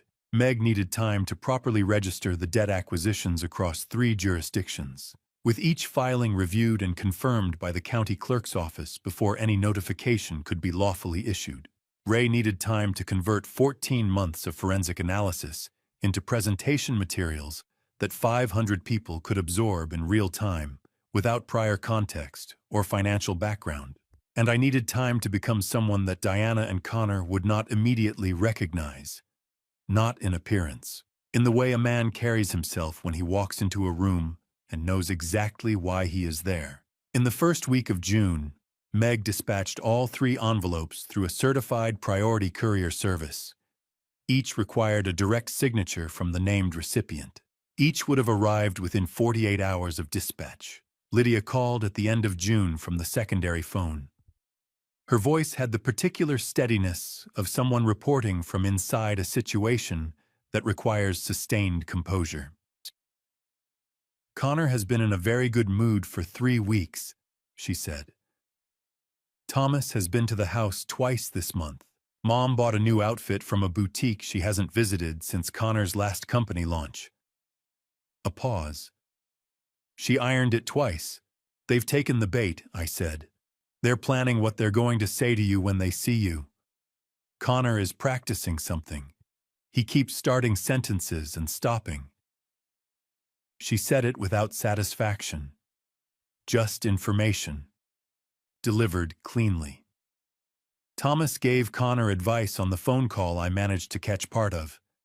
He told him to stay composed and let the opportunity speak for itself. Good. Lydia came to Millbrook Falls for 2 days at the end of June. We sat in Frank's office for most of the first afternoon. Her role on the night of the gala: arrive early, take the 3rd row center. Not approach Diana or Connor before the presentation begins. After the presentation concluded, she would move to the VIP anteroom. She had a specific role there, one we had discussed at Cedar Pass, and refined across 3 subsequent phone calls. She understood it. She had no questions.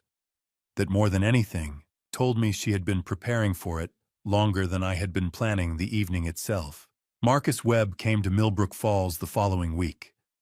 He was a compact, deliberate man in his early 50s, 12 years with the federal government, before moving into private security management, the last 4 of which had been with Marsh Capital. Frank had brought him on for reasons that had nothing to do with this evening. He was simply very good, and he happened to be available. We met in the conference room for 90 minutes. Meg had prepared 3 photographs, Diana Connor Thomas. Marcus studied each one for 30 seconds before setting them aside. These 3 guests, he said. You want them to feel like they're moving freely. I want them to believe they have choices, I said, while actually having none. Quietly is essential.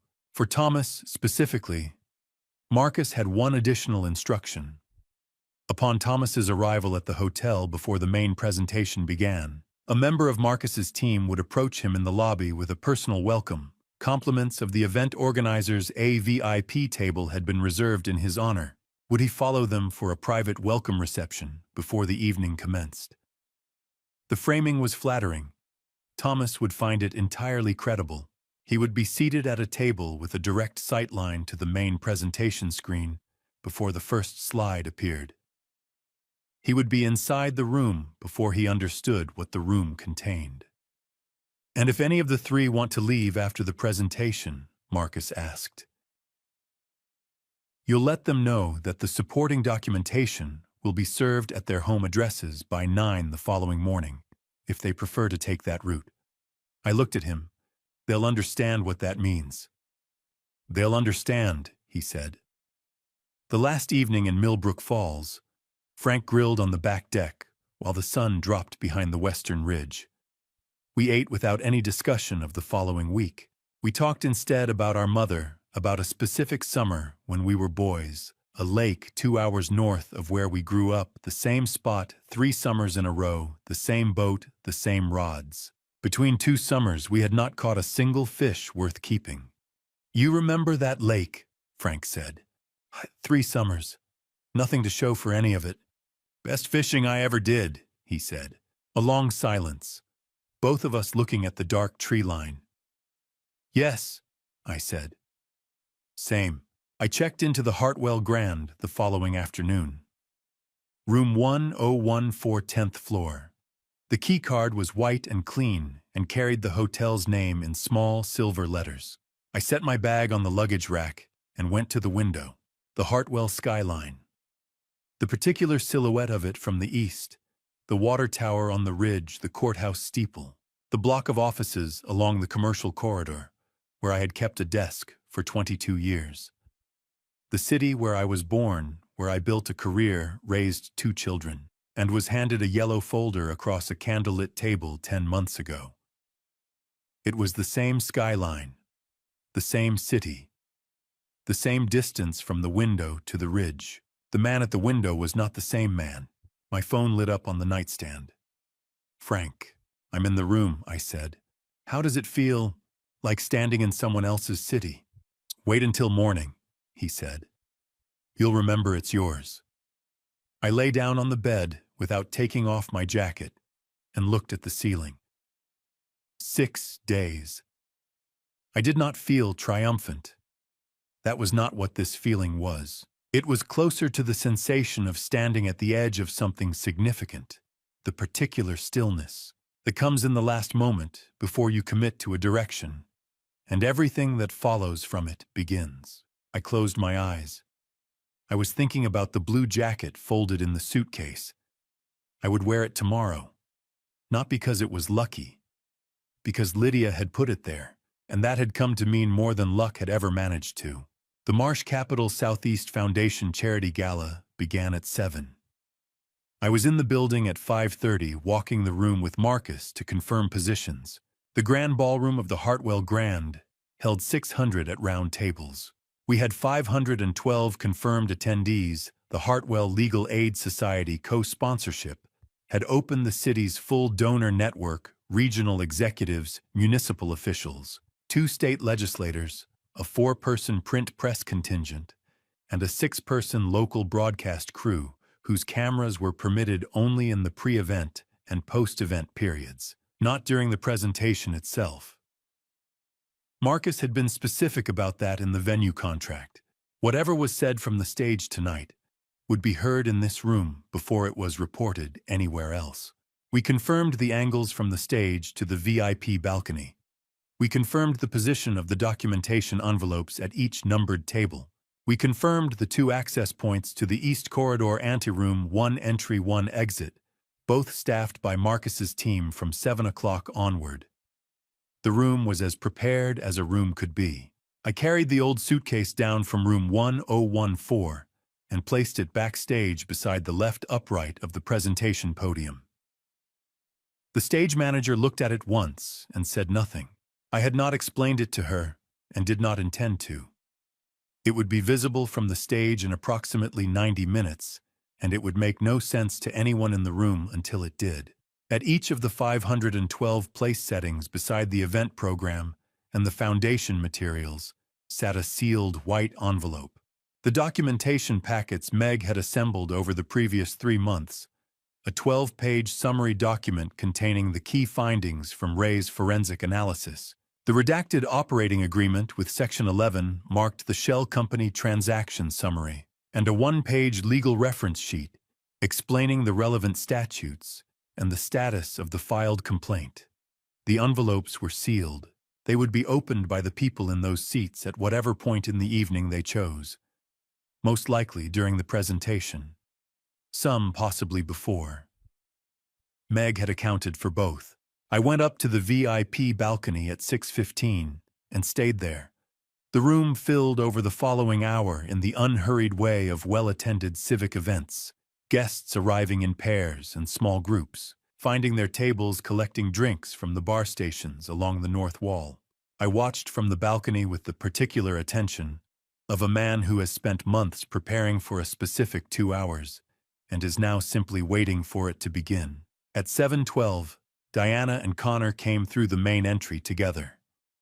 Diana's new outfit, the one Lydia had mentioned in June, was a structured navy ensemble appropriate and considered, the choice of someone who had anticipated a specific kind of evening. Connor's suit fit with the precision of something recently tailored. He carried himself 3 inches taller than I remembered, the bearing of a man who believes he is walking into an opportunity rather than a conclusion. They moved through the room with the ease of people who assume they are on the right side of whatever is about to happen. I watched Diana for 5 minutes from the balcony. She scanned the room twice with the methodical attention of someone confirming that the variables she had accounted for were where she expected them to be. She was not relaxed exactly, but she was controlled, the version of composed that requires active maintenance. At 7:19, Thomas arrived alone, a private car which I had expected. He came through the main entry with an unhurried step, the particular ease of a man who has run a calculation and found the outcome favorable. He was wearing the gray suit he reserved for events he considered important. He accepted a drink from the nearest server within 30 seconds of entering. Then he turned and assessed the room the way he had always assessed rooms, quickly, systematically establishing in his mind who was present and what their presence meant to his position. Marcus appeared at Thomas's left elbow before he had finished his first scan. "Mr. Graves, welcome. We've reserved a special VIP advisory table for this evening, in recognition of your consulting role with the Southeast expansion. If you'd follow me, we'll get you situated before the program begins." Thomas followed without hesitation. The framing had struck the correct register, exclusive complimentary, consistent with the invitation letter he had received 6 weeks ago. 2 members of Marcus's team were already positioned at the table when Thomas sat down. They did not appear to be positioned. They appeared to be staff arranging water glasses. Marcus confirmed the outcome to me in a single exchange through the earpiece at 7:22. "Graves is at the advisory table. 2 of mine on either side. Any questions?" He actually looks quite pleased with himself. He would. From the balcony, the room had the quality of a scene that does not yet know it is significant. 500 people moving between tables, reading the event programs, discovering the sealed envelopes, setting them aside or sliding a thumb under the flap. Thomas at his separated table, receiving a second drink and making conversation with the person to his left, a man I didn't recognize, who would later be identified in a press report as a city council member. Connor reading the Marsh Capital brochure with the expression of someone reviewing material about a company he intends to run. Diana, arms crossed, watching the stage. At the north end of the first section, third row center, Lydia. She had arrived 40 minutes before anyone else. She was sitting with her hands in her lap and her eyes on the stage, and she had the stillness of someone who had been waiting for this evening since she found a possession order draft on her brother's laptop 14 months ago. Lydia had heard Thomas at the bar earlier in the evening speaking to a man she did not recognize. She told me afterward, it was a wonderful event. I'm actually engaged as a strategic advisor for this Southeast expansion. A pause. The other man. Oh, I wasn't aware. Thomas, very new arrangement, quite exclusive. At 7:58, the chandelier lighting reduced to the display level. The string quartet in the northeast corner played their final measure and stopped. I picked up the old suitcase from beside the podium, carried it to the base of the stage steps, and walked up. Through the gap in the stage curtain, Connor straightening his jacket at his table, one precise adjustment. Diana's arms still crossed, her jaw set in the particular way it set when she was holding something controlled. Thomas at the separated VIP table, drink in hand, watching the stage with the eyes of a man who had not yet begun to recalculate. The MC stepped to the podium. Ladies and gentlemen, trust beneficiary and co-director of operations of Marsh Capital Southeast, Mr. Edward Marsh. The applause started from the center of the room and widened outward in the way of a crowd responding to a name it has been prepared for. From the front section, Diana's applause began with everyone else's. It stopped 1 full second after everyone else's had. Her face went still in the way of someone who has just understood that the room they walked into is not the room they agreed to enter. I walked through the curtain and set the old suitcase on the glass surface of the podium. It sat under the stage lighting exactly as it had sat on a restaurant banquet chair 10 months ago, worn canvas, mismatched buckles, the kind of object that has no business being at the center of a $10 million evening. I adjusted the microphone. I looked down at the front section. Diana, Connor. Thomas at his separate table, eyes on the suitcase with the expression of a man who has just begun, only just begun to reconsider his arithmetic. 32 years ago, I said, I made a promise to someone I believed I understood completely. Tonight I want to tell this room what 32 years of that kind of trust actually cost. Before I tell you what happened when those 3 screens lit up in front of 500 people, comment the number 500 below. Let me see how many of you are still sitting with me tonight. Because what Diana, Connor, and Thomas saw on that stage, none of them saw it coming. Neither did the room. A reminder, parts of what follows contain fictional elements added for educational and storytelling purposes. If this isn't the kind of story you want to hear, this is your moment to step away, and that's completely okay. The room went quiet, in the way rooms go quiet when people stop performing attention and begin paying it. 500 guests, and the only sounds were the ventilation system running overhead and the rapid movement of 2 journalists' fingers on tablets in the press section along the south wall. I had been in enough rooms to know the difference between polite silence and the silence of a room that has actually stopped breathing. This was the second kind. I left the opening without names. That was intentional.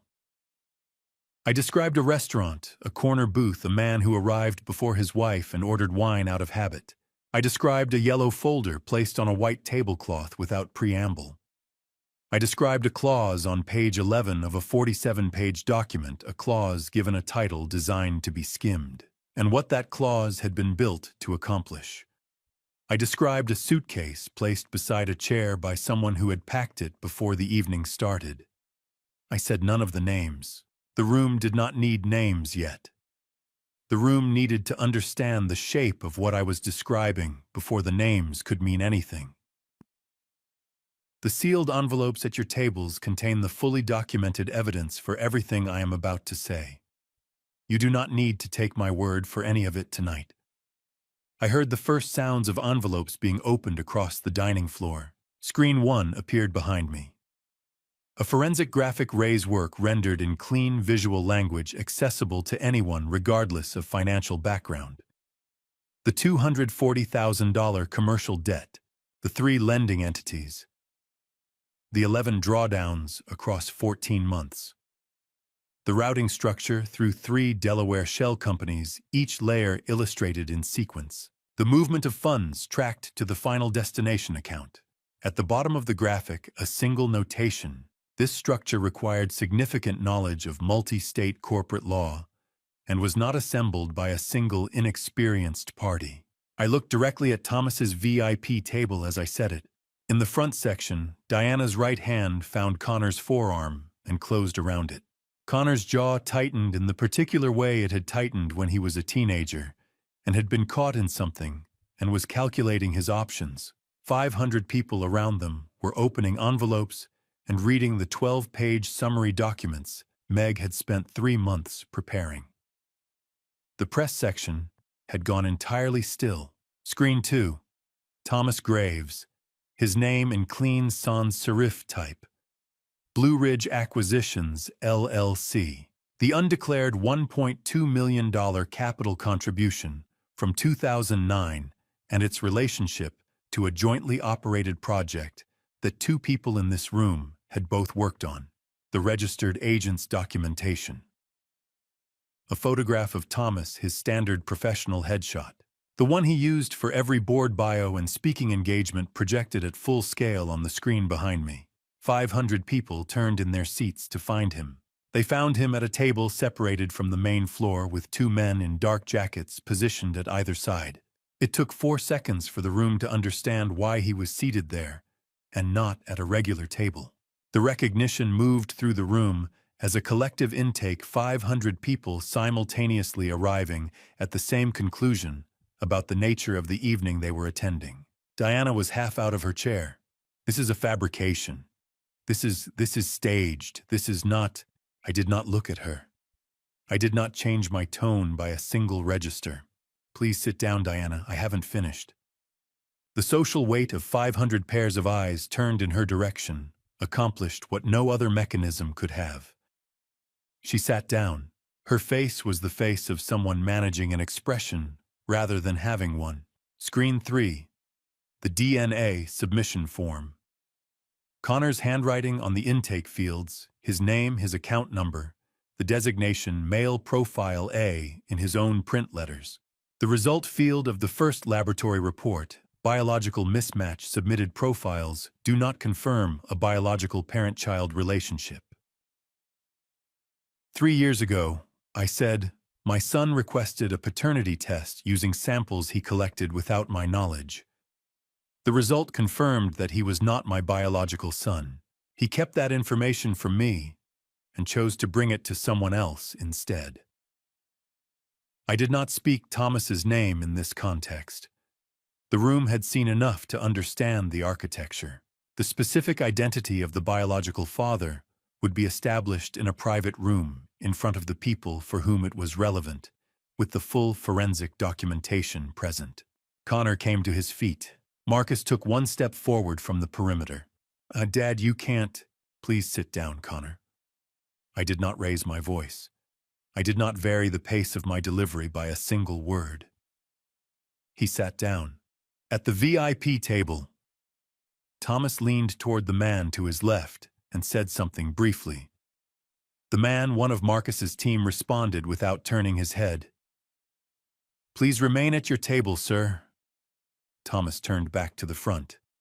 But his eyes were not still. They were doing the rapid inventory of a man whose calculation has just changed fundamentally and who is trying to locate the new exit in a room he no longer understands. From the center of the dining floor, a man in a business suit I did not recognize raised his hand. Does this apply to the family residence? Yes, I said. 14 Elmsworth Drive. The enforcement notifications were signed and served as of this morning. Screen 4. The Marsh Family Legacy Trust entity name. The debt purchase agreements. The mortgage deed on 14 Elmsworth Drive. And at the creditor line of both instruments, in the clear black type of a legal document of record, Edward J. Marsh, beneficiary, Marsh Family Legacy Trust. Effective this morning, enforcement notifications have been confirmed across all 3 instruments. I own what you owe. I looked at the front section, then at Thomas, then back at the room. And you owe everything you have left. The silence lasted approximately 4 seconds. Then someone in the middle of the floor began to applaud. Not the coordinated applause of a cued audience, the sound of a single person who has decided independently, and then 30 people around them making the same decision, and then the room standing in sections until 500 people were on their feet. I stepped back from the podium. The old suitcase sat on the glass surface under the stage lighting, worn canvas, and mismatched buckles under a $10,000 chandelier, looking exactly as out of place as it was, and exactly as intentional. I did not wait for the applause to peak. I looked at the 3 people in the front section who were not standing. They were looking at each other with the expression of people who have just understood for the first time that the room they are in has no exit they had previously accounted for. I turned to Marcus. "Give them a minute," I said, "then bring them in." The VIP anteroom in the East Corridor was designed for conversations that could not take place on a ballroom floor. Cedar wall panels.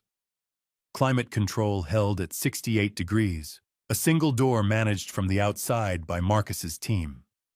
No windows to the corridor, no secondary access, no ambient sound from the main event once the door was closed.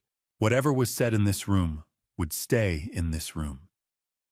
Whatever needed to be resolved here had the conditions to be resolved. They came in separately, which was the design. Marcus approached Thomas first at the edge of the ballroom where he had been standing since leaving the VIP table, and extended the invitation. In the private framing, Thomas preferred he would have more room to address this without an audience of 500.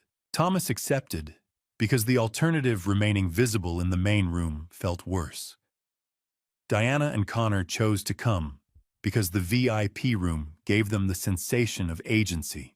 Walking voluntarily into a controlled space feels less like surrender than being escorted into one.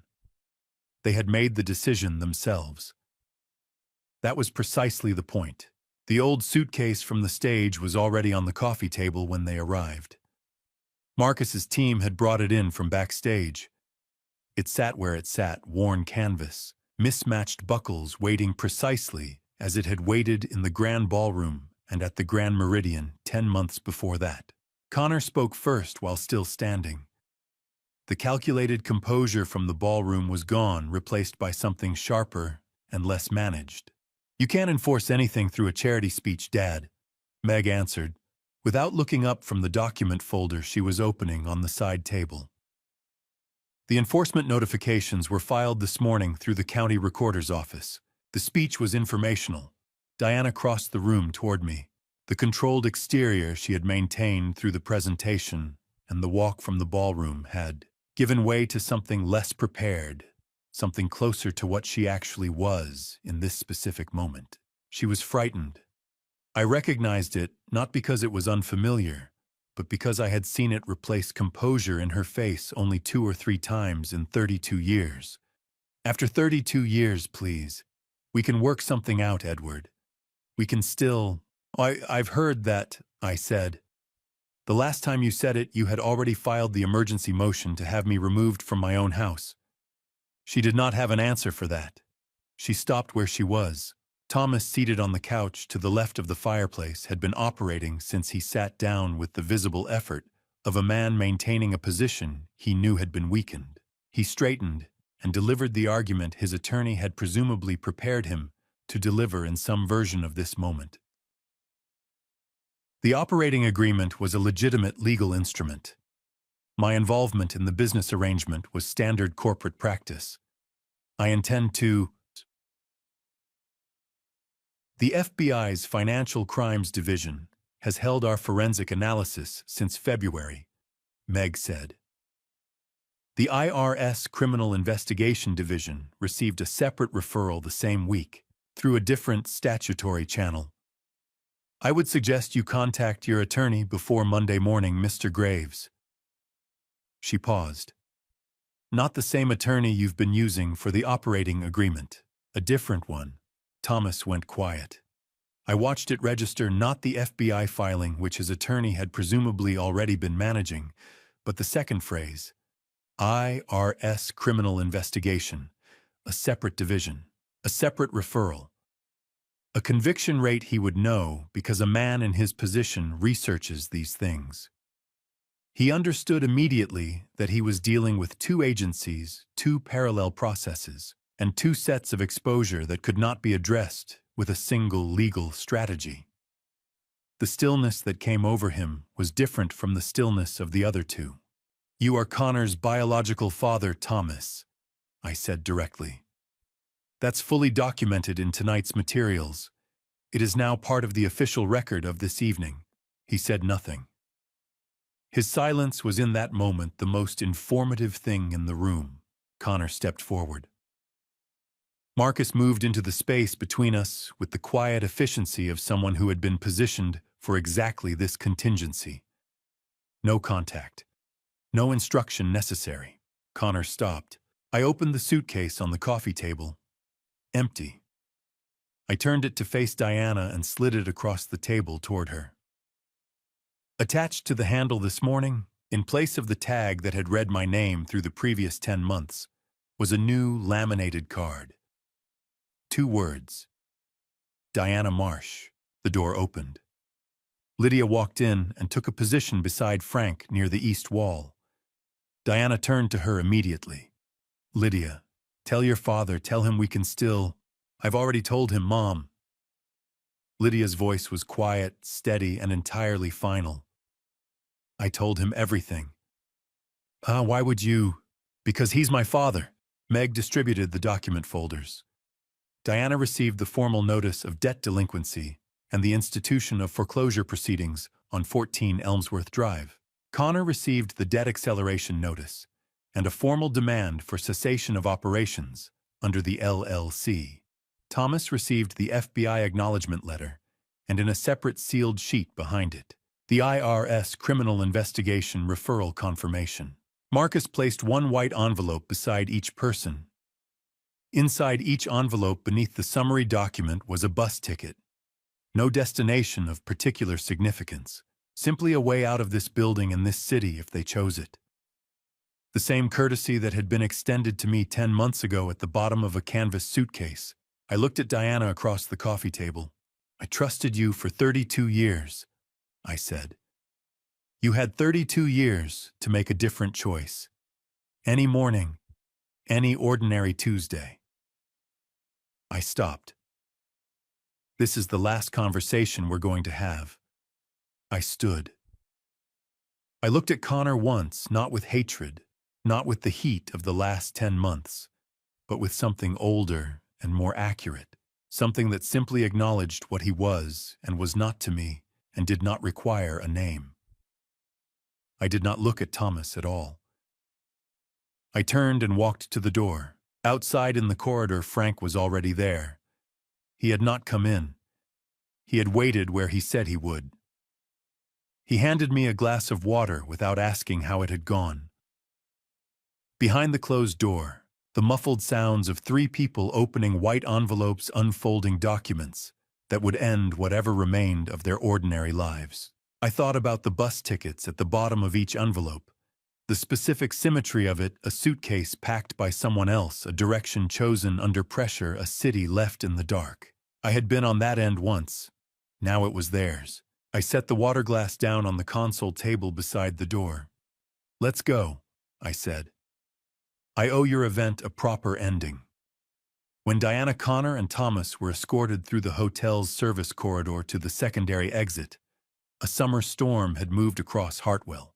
The kind that arrives in July without warning and deposits enough rain in 40 minutes to overflow the drainage channels and turn the pavement into a mirror reflecting every lit window above.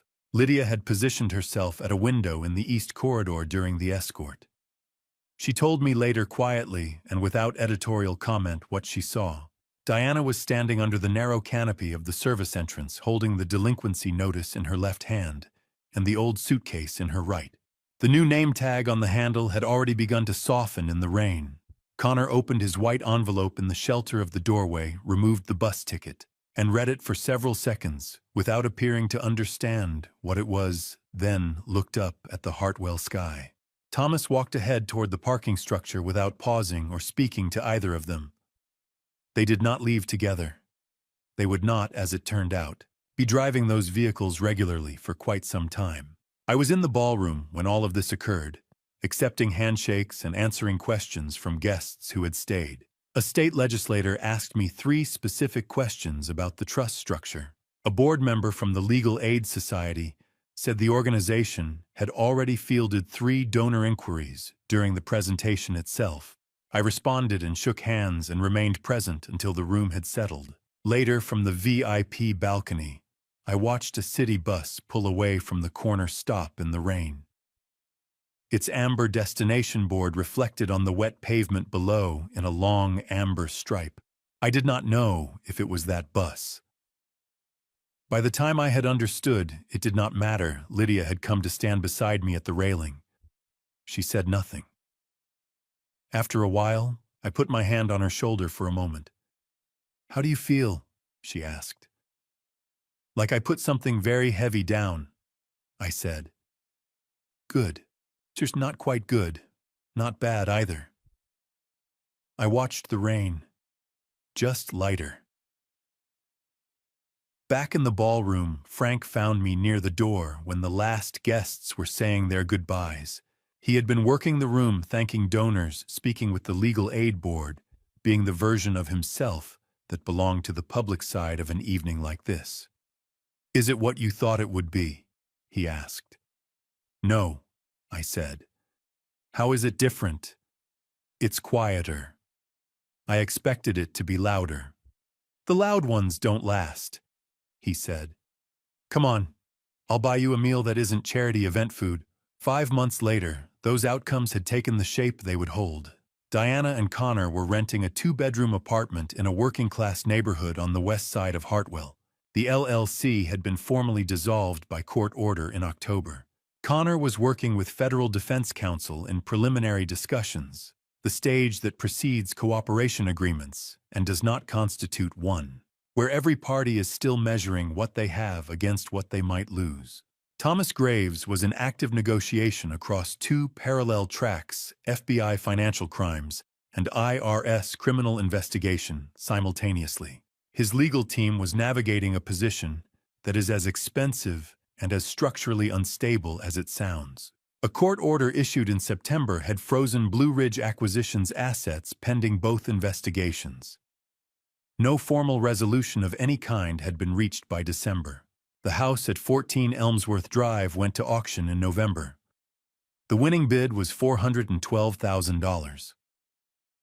After the outstanding mortgage balance accrued interest and accumulated legal costs were subtracted, the net recovery attributable to the trust's creditor position was $278,000.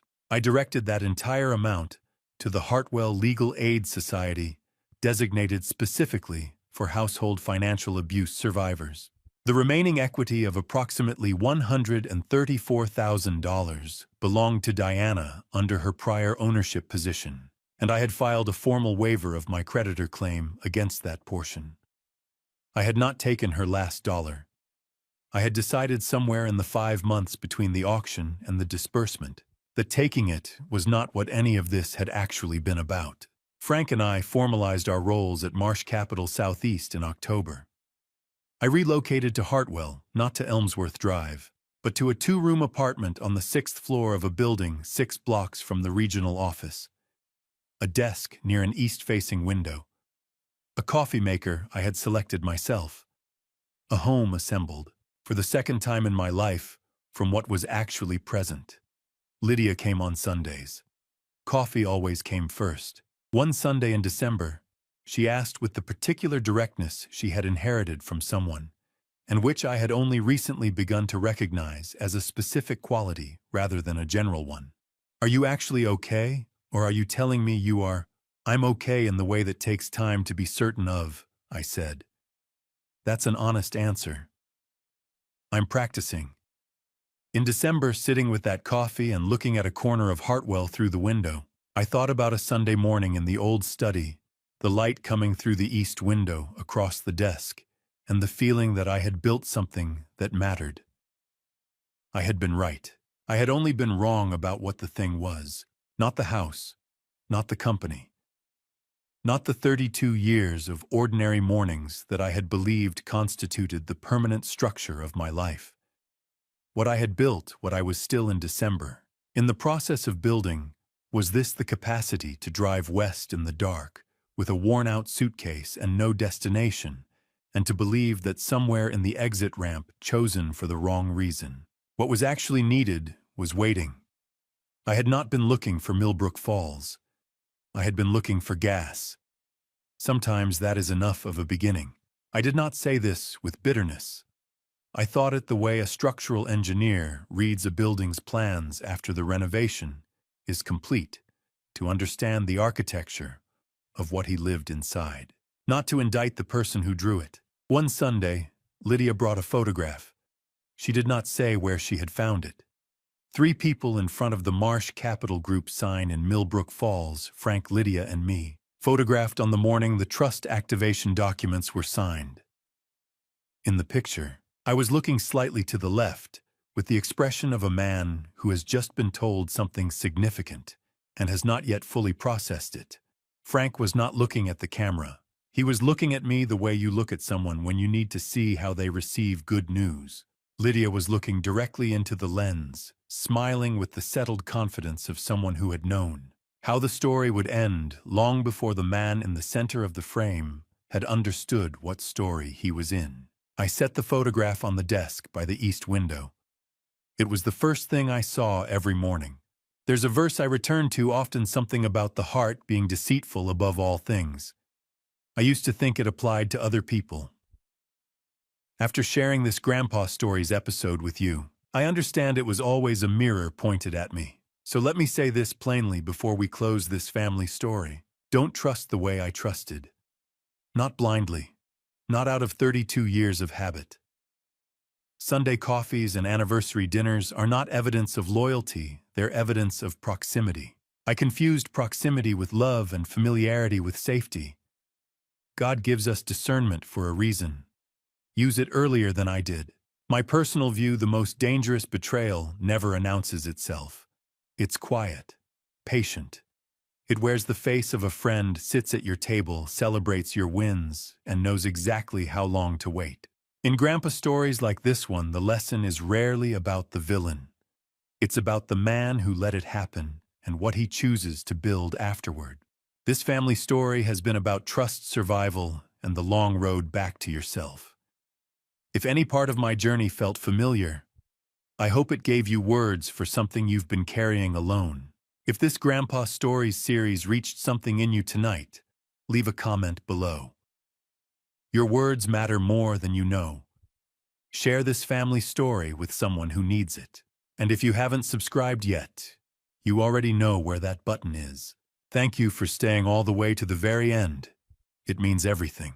One last thing, the stories ahead contain some fictional elements crafted entirely for educational purposes.